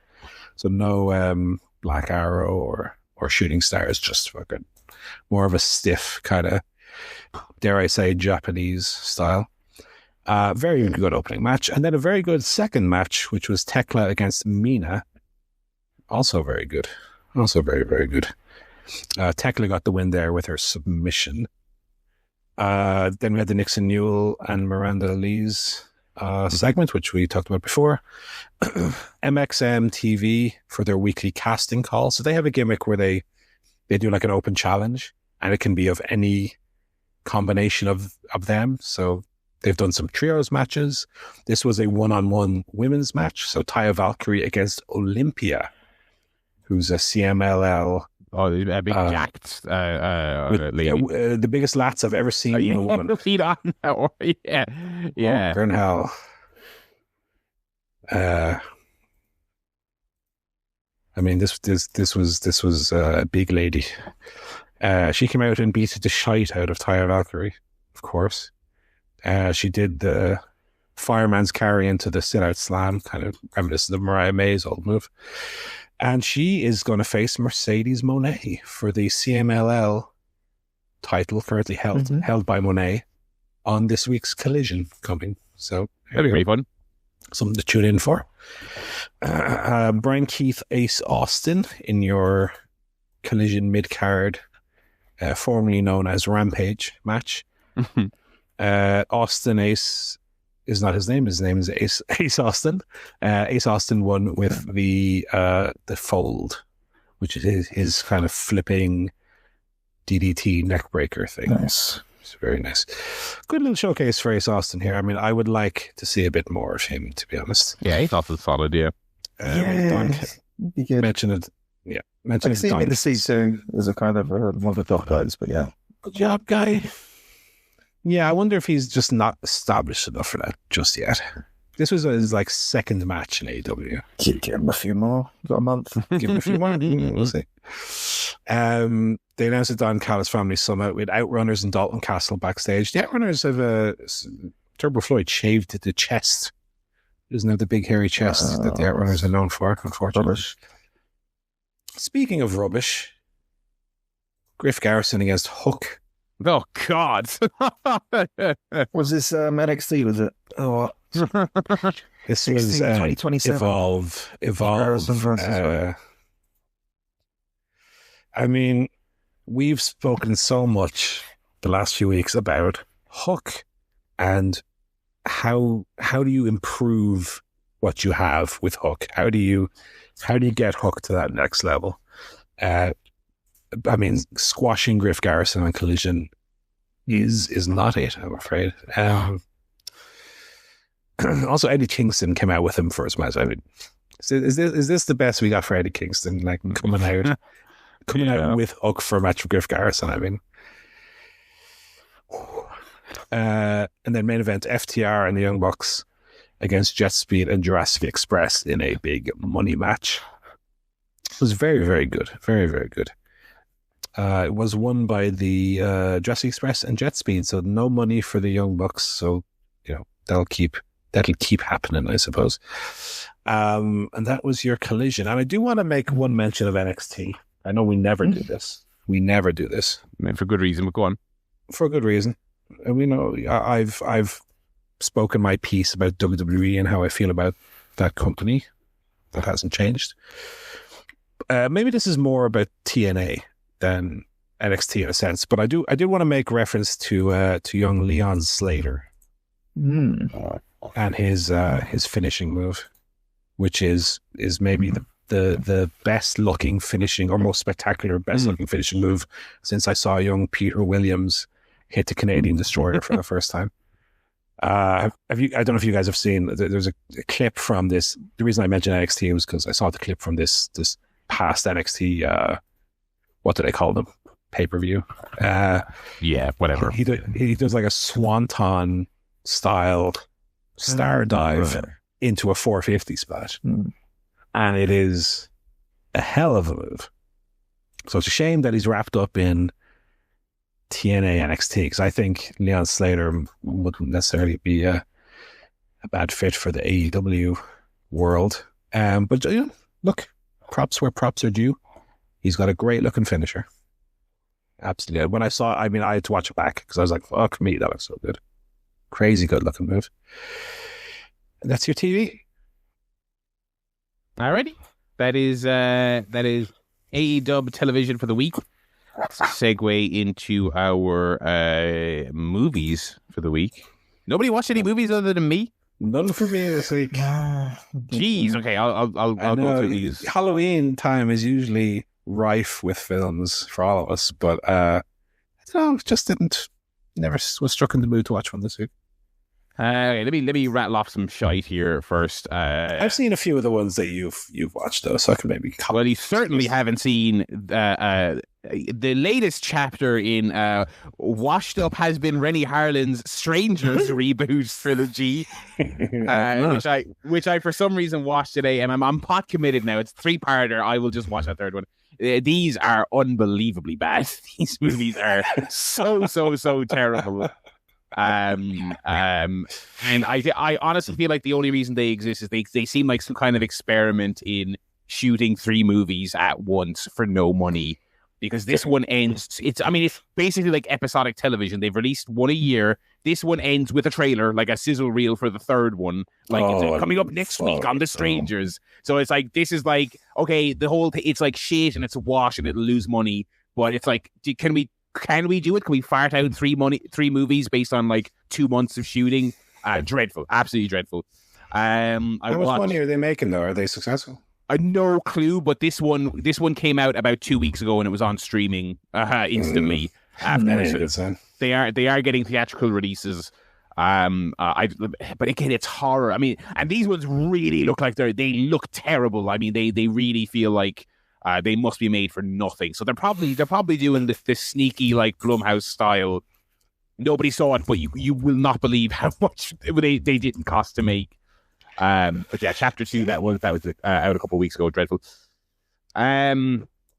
I watched the 2009 remake of The Last House on the Left, which is a remake of the Wes Craven original. Yes. Starring a youngish Aaron Paul in there, which is funny because this is from 2009, and I always think about that story that famously they thought about killing Jesse off after season 1 of Breaking Bad, but of course they didn't do that, and the rest is history. Like if he got 1 season of Breaking Bad and then this movie was like the next notable thing he did, he probably that would have really got his momentum off to the wrong track. I mean, don't tell me we wouldn't have got Need for Speed made. But I suppose, yeah, he's managed to persevere through all kinds of shite. So this isn't terrible, but it's pretty. It's got all the trappings and all the failings of its genre, with a couple of things in the second act that are kind of a little bit more interesting, but not enough to justify watching it. It's pretty ho hum. I rewatched the original Jeepers Creepers from 25 years ago. That's still a weird movie that kind of has some stupid charm to it. It's kind of rubbish, but it's weirdly watchable. And then I was somewhat disappointed to say that I watched Invasion of the Body Snatchers and I did not enjoy it at all. So the original. So this is the thing. I didn't realize that the Donald Sutherland one is like the more kind of revered kind of well-regarded one. 50 one it just feels very old. It's pretty flat. The performances aren't there. Some of the effects I kind of thought for its era looked okay, but I was pretty bored by it. I want to watch the Sutherland one. Because it seems like people are very big on that, so I'll give that a watch maybe next week. And then getting into some better territory, I got some good stuff I watched. And I watched for the first time Child's Play 2, which is the Chucky sequel, which maintains a lot of the goofy charm and over-the-top nature of that first film. The final act, they are in the factory where they make the Chucky dolls, and it is like something from a Looney Tunes cartoon, because there's all these there's people are getting knocked into machinery and your over the top horror movie kills. But the factory has like a big over the top. This is the machine where the eyeballs are violently shoved into the Chucky dolls. I hope nobody falls into this in 10 minutes time and has something over the top happen to them.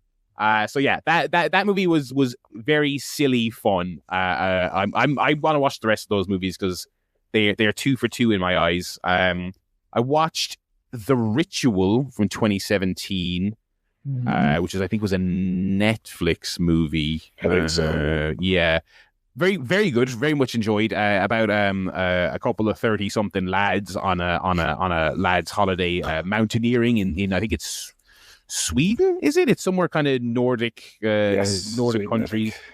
They are kind of gathering together on a yearly lads trip following the loss of one of their group, and things go wrong, and it's very much a movie where they keep their cards close to their chest. There's something going on. I mean, you're in the first half, you're like, is this supernatural? Is this not supernatural? Is it a little Blair Witchy? It's kind of like, are you being chased by a ghostie? Are you being chased by a weird man? Are you being chased by a monster? And I think it's always tough to live up to what you're imagining in your head when the third act of a movie like this rolls around. I think it's almost impossible to really do it. And I think this one doesn't quite do it. I think it does a pretty good job, though. I think the third act of this movie hits decently hard.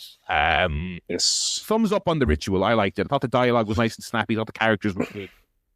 Really solid performances in The Ritual. So I enjoyed that. I liked it a lot. I cannot, though, say that I remember much of it.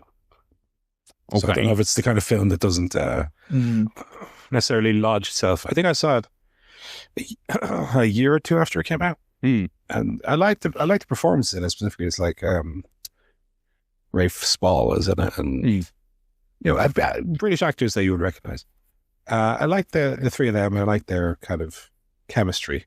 Again, can't honestly say I remember much about the plot. I know broadly where it goes, and I thought good solid 7 out of 10. Yeah, absolutely. Fair.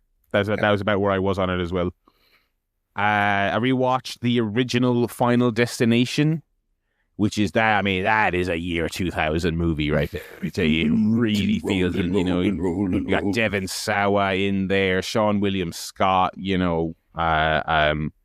I didn't realize how early, right there in the first film, it kind of is already knowingly kind of having a bit of fun with the idea. Obviously, that franchise then it became. I mean, the one that came out this year is ostensibly like a horror comedy. It's so setting these things up in ridiculous fashion and doing little red herrings and little fake outs of all these contraptions that get people killed in. First one's kind of doing a little bit of that as well.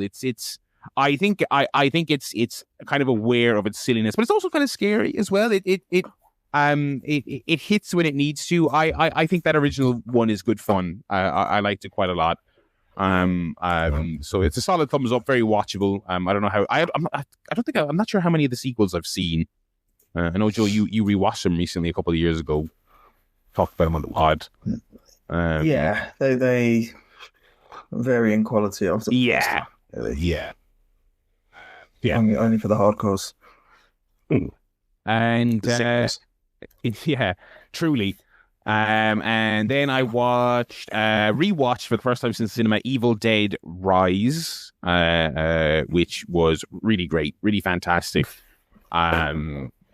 Just insane, over the top, ludicrous, nasty movie with a great cast, a great sense of style, a really great setting.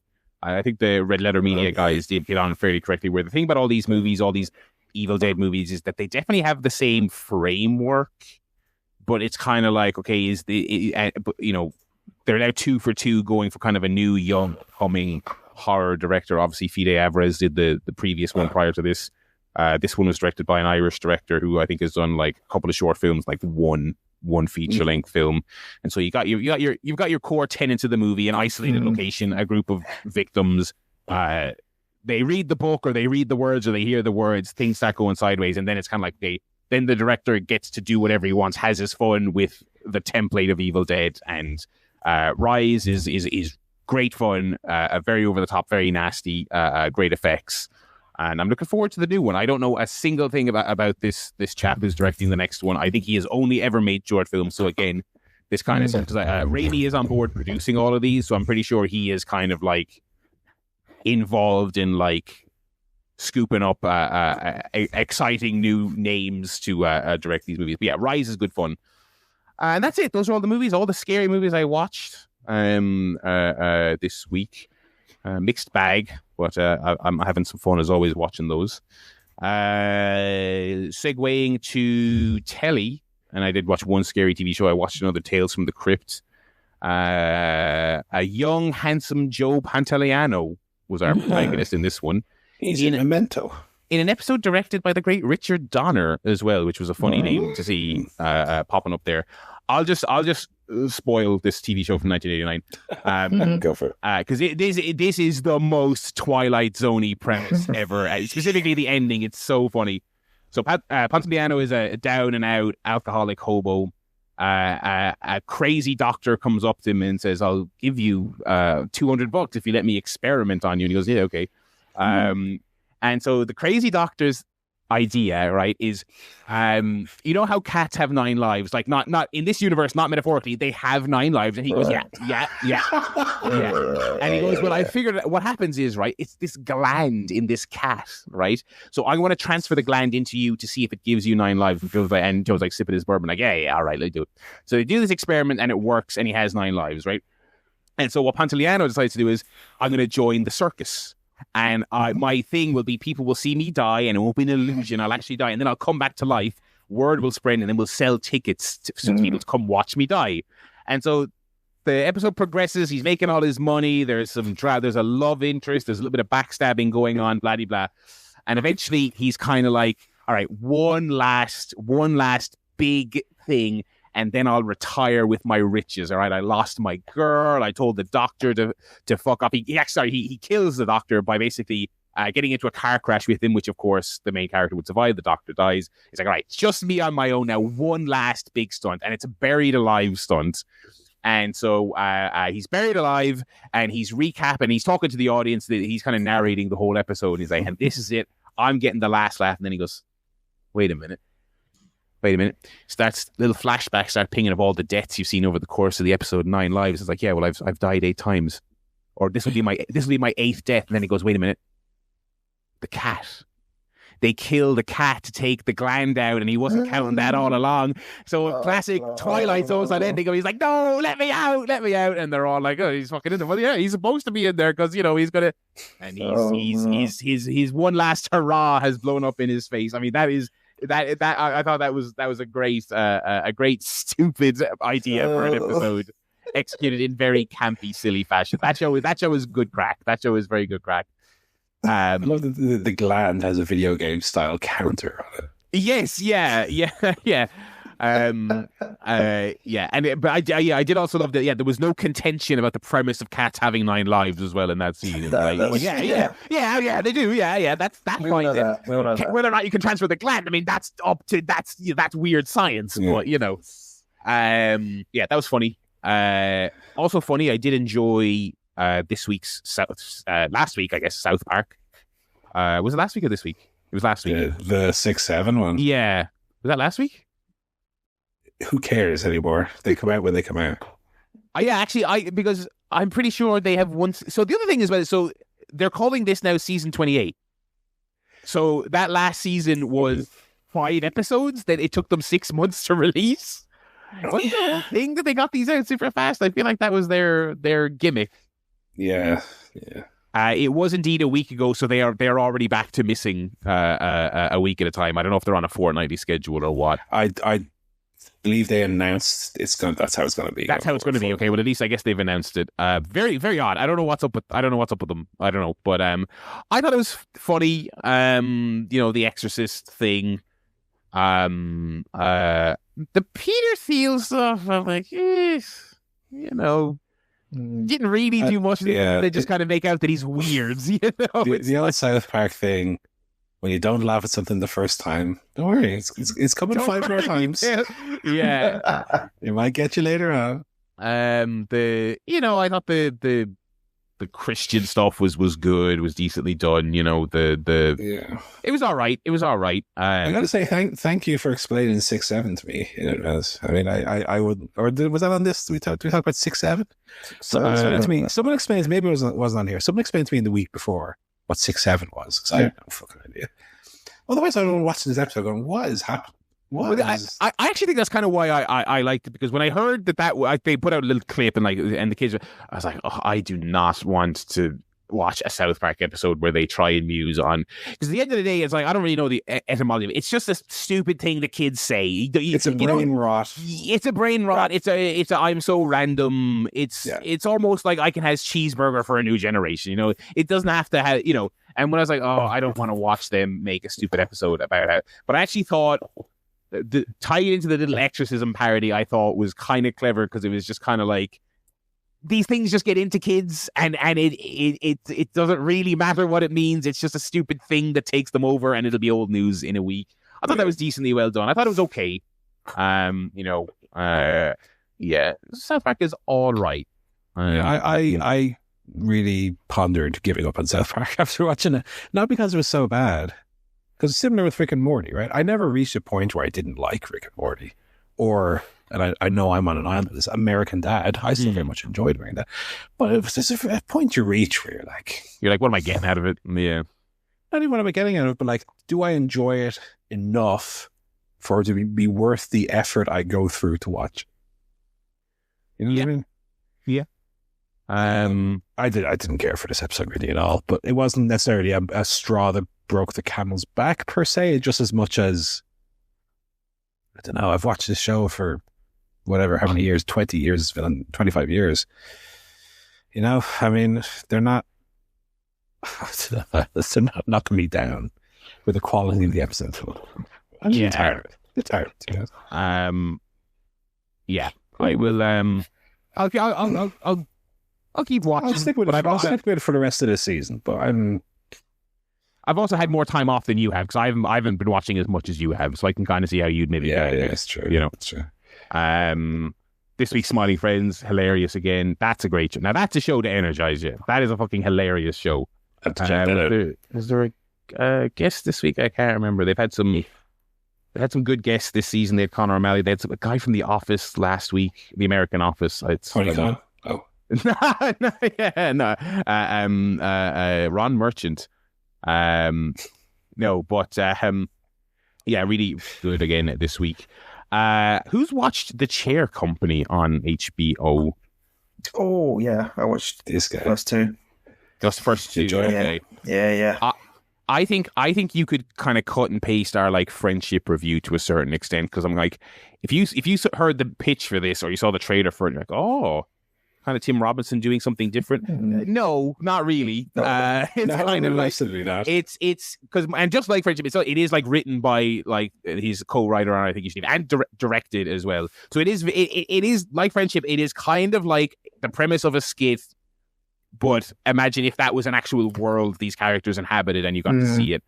I thought the first episode was hilarious. I thought the like really shit Googling investigation scene was absolutely hilarious. And I was completely in at that stage.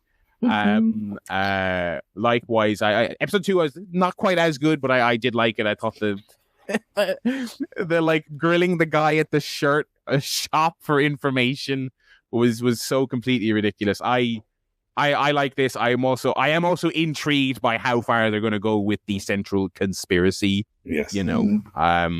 Yes, very fun. This is a fun show. Yeah. You started watching it, Joe? Yeah, I watched both. I mean, I've not. I didn't see Friendship yet, and I haven't seen much of his sketch show, but I do quite like the style of the humor, and I think what I really like about it is it's just that similar kind of vibe. Maybe it's even a satire of that kind of show, but like that kind of mystery comedy. Like for sure. The show Search Party with Aaliyah Shawkat that I enjoyed. But just with constant asides to fit in like Tim Robbins jokes that don't really fit what's going on at all. But it's just like someone walks past doing something weird, and it's like, what? My favorite bit from the first two episodes was when he goes to the room where the chair incident happened, and the fella's there. Are you coming to talk about my wheelbarrow? Tell people I have this signed wheelbarrow. Oh yeah. And then later he meets him outside. Don't tell anyone I have the wheelbarrow outside. That's great. That's the stuff that ends up. I think that might be the most. The suit shop was signs great. him up to the loyalty thing. I think the wheelbarrow, I think, was the most kind of I think you should leave feeling bit, because obviously, while that is very much his show and he is great in it, you get those sketches every now and then, and I think you should leave where the other actor is insanely good and steals the show, and that wheelbarrow scene was a perfect example of that. I'm thinking of the I can't remember which season it is. I think you should leave they're at this like work dinner and the guy's eyeing up Tim Robinson's like burger.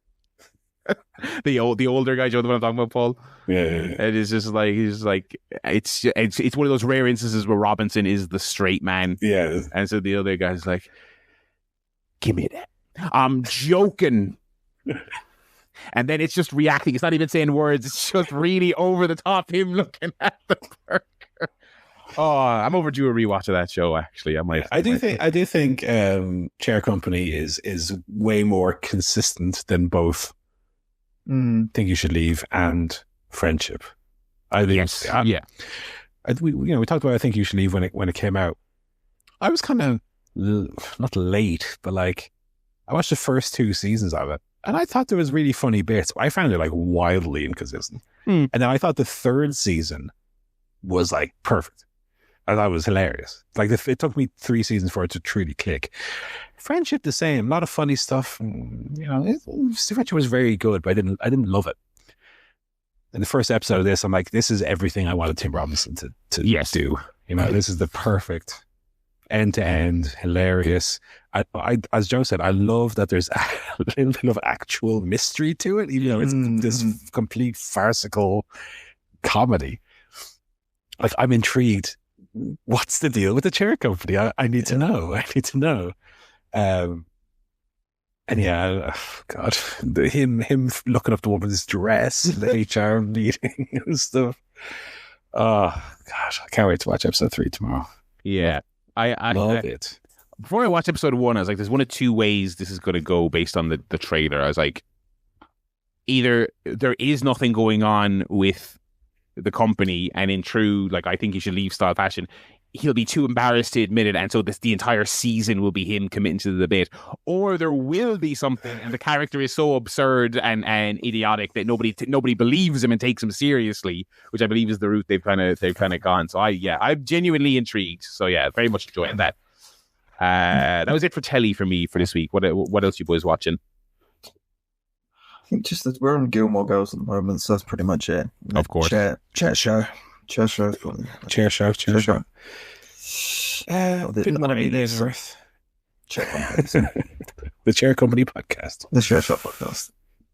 I watched a bit more Alien Earth. I'm halfway through the season now. Okay, yeah. So you stuck with it? Oh, I'll stick with it. It's only 8 episodes. That's not going to kill me to watch it. I can't say that my feelings have much changed on it. Okay. I was reading some reviews. I'm very surprised to see how good the reviews are. One review in particular is talking about how, these so the premise of the show is I think I talked about when I was talking about episode 1 and 2. You have these terminally ill children who get their minds put into like android or synthetic bodies, right? Adult bodies. And so you have constantly throughout this Alien show, by the way. Remember the movie Alien? TV show? Yeah. You have like adults playing kids. Mm-hmm. And they're not playing, kids badly. Like, it's really annoying to watch throughout. So you have one bit where there's like the alien eggs. You've seen Alien, right? There's alien eggs. And so they're like going, "Whoa, bro, look at the egg." And they're like kicking their legs over and acting like kids would do. But I'm like, what is this? Like, it's not giving me at all the the atmosphere of Alien or the sense of terror and dread of Alien. It's just like nonsense. It's nonsense. It's primarily action, I suppose. There's bits where the alien, goes on a rampage and all that, but it doesn't feel like an extension of the series. This could be any science fiction show, basically. And I mentioned as well the fact that it doesn't feel like high budget or more prestigious. I mean, I will say, I think as it's gone on, I think each episode has been slightly stronger than the previous one. But I mean, the core issue is that I don't care about any of the characters apart from one. I think there's one character who I find interesting in it, who's not one of the main characters really. The performances are decent, but nothing special. I think it does lack. I know Timothy Oliphant is in it, but I do think it lacks like a really strong actor to kind of anchor the show. Because the girl who plays the lead, and I think the Godzilla HBO series, what was that called? Legion of Monsters? Monarch Legion of Monsters, yeah. Now, that show was just fucking dreadful. But that had a similar problem where the lead character was just not very good. So, it feels like I don't know what it feels like. It feels like hodgepodge of, I've said this before, so sorry to repeat myself, but hodgepodge of, well, we can't just do Alien again, so what do we do? Well, the problem is that Alien is such a very specific concept that the further away you stray from just doing Alien again, the less it feels like Alien. And so what's the point ultimately? So 4 episodes in, it's one of those ones where I'll watch the season, and should it get renewed, I probably won't watch any more of it. Okay, well, you'll commit to the season, I guess. Oh, for sure. That all the telly? Yes. Alrighty. Not much on the game for me other than stuff I talked about before. I did play a cool, I guess you'd call it like a visual novel, kind of narrative adventure type game called Without a Dawn. It's so short, I played it on a stream on Wednesday and had time to play other stuff afterwards. It's like less than an hour. It's like £7 on Steam. Very cool, very atmospheric. It's got kind of an ASCII art, like an old-timey computer look to it. Very cool, very haunting, very off-putting, but super cool. And again, you will beat that easily in one sitting. Solid thumbs up on that for like £6-7. Other than that, just the usuals. Yeah, that's it for me. Well, I'm coming to the home stretch of Death Stranding, I feel like. Death Stranding 2. Okay, what's your hour count? 25. Okay-ish. So I don't know. I'm measuring it by, I look at a walkthrough and see how many chapters there are, and I'm like, I'm on this one. So I think in the main story, there's like, was it 48 deliveries or something? Okay. And I've done 39. So okay. I understand there's probably some that are going to be very long in the latter game, but I feel like I'm coming towards the end of it. It's I've got very into it lately. I will say I was a bit concerned about how slow the story was to start, but I feel like once you get into it, it does kind of keep the momentum going. Yeah, really. I mean, I love all the character stuff. I do feel like I prefer the story of the first game slightly. Right. I know the first game was very divisive. Some people didn't love it. I will say, the second game is probably more accessible, and in terms of playability and all the little quality of life improvements they made. 2 is probably the better game. But I do feel like these games are kind of, they're not quite visual novels or walking simulators, but they do kind of live and die on their story. I feel like the first game's story was a little bit more compelling than this one. There's also one bit in the game that has really done something that I've never seen before in any kind of media. It's not necessarily a big deal in the game, but there's a bit. So let me liken it to Freaky Friday, right? Okay. or any kind of film or TV show or video game where you have a character playing the other character, right? Or face off, let's say. Any kind of movie like that. Where you have, let's say you have Nicolas Cage playing John Travolta and vice versa, basically, right? Imagine if they made that movie, but instead of just the voices, or we don't change the voices, but you get my point.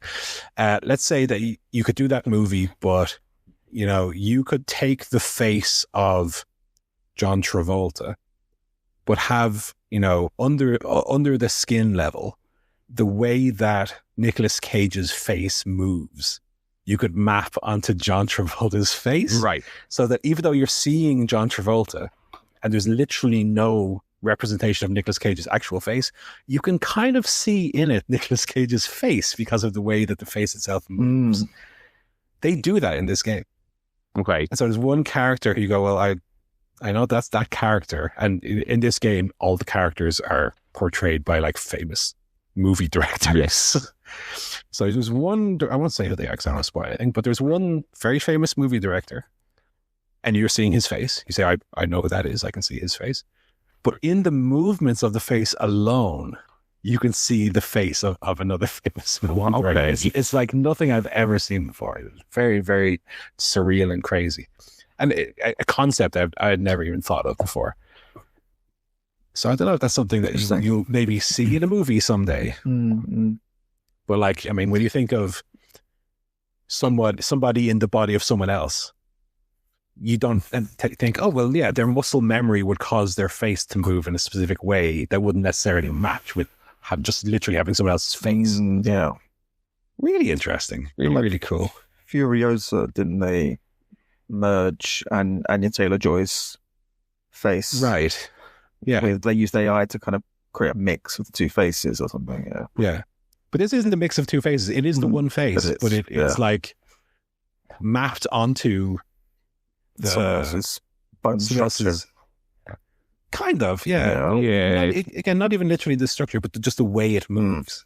Very surreal. So if someone had a really unique smile, for example, and then you see someone else do that smile with 100% accuracy, like, whoa, that's odd. Really cool. Really cool. And I mean, I'm very much enjoying the game. Like I said, I do think the story of the first one's a little bit more interesting, a little bit more compelling. I do miss the Mads Mikkelsen character, for example. Having him in the first game was super, super cool. I miss his character, but it's very good. It's very good. And so Donkey Kong Bonanza, I can nearly touch it now, just on the horizon.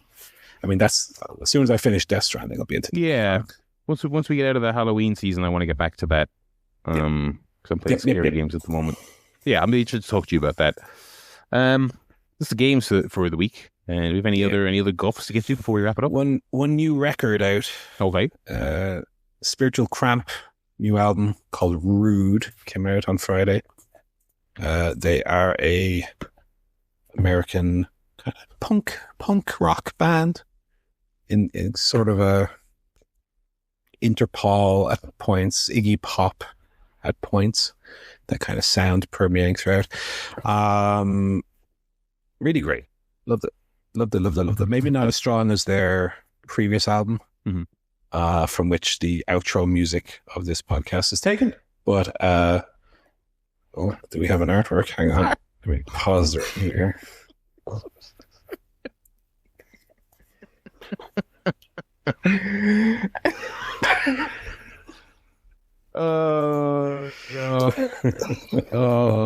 To be watching that TV. Oh my god!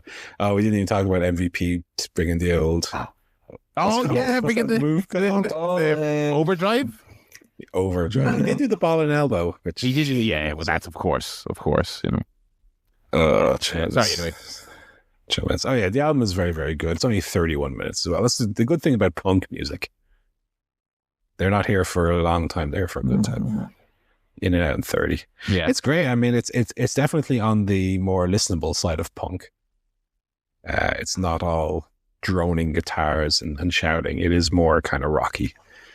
Very, very listenable and very, very fun. The lead single, At My Funeral, is very listenable if you want to check that out. But actually, my favorite track on the album is called New Religion. It's really, really good. There you go. Spiritual Cramp, baby. That's going to do it for the show this week. We won't be talking to you until then, folks. So happy Halloween. Enjoy the season. I hope you get lots of treats, no tricks. I hope you don't get haunted by a ghost. Oh, I'd bloody hate that for you. Although if there are any listening, enjoy all the sweets you buy for the kids, in inverted commas, for the kids, and then no one comes, I have to eat it. I guess I have to eat them. If there are any ghosts listening to this in the house of the person listening to this, I would do an orb, make an orb appear in front of them. Creak them floorboards. Creak the floorboards. If they have an EMF meter in the house, I would make that go up if I was you. Oh, yeah. Ghosts love doing that. Alrighty, everyone. Thanks very much for listening. ChairShotPodcast.com is where you can go to check out the Fantasy League in real time and pop us an email if you are so inclined. And we'll be back next week to talk about the various tournaments, the latest additions in Dynamite, more Chair Company as well, almost certainly. Thanks for listening, pals. It is goodbye from me, Barry. It's goodbye from Joe. Goodbye. And it's goodbye from both. Goodbye.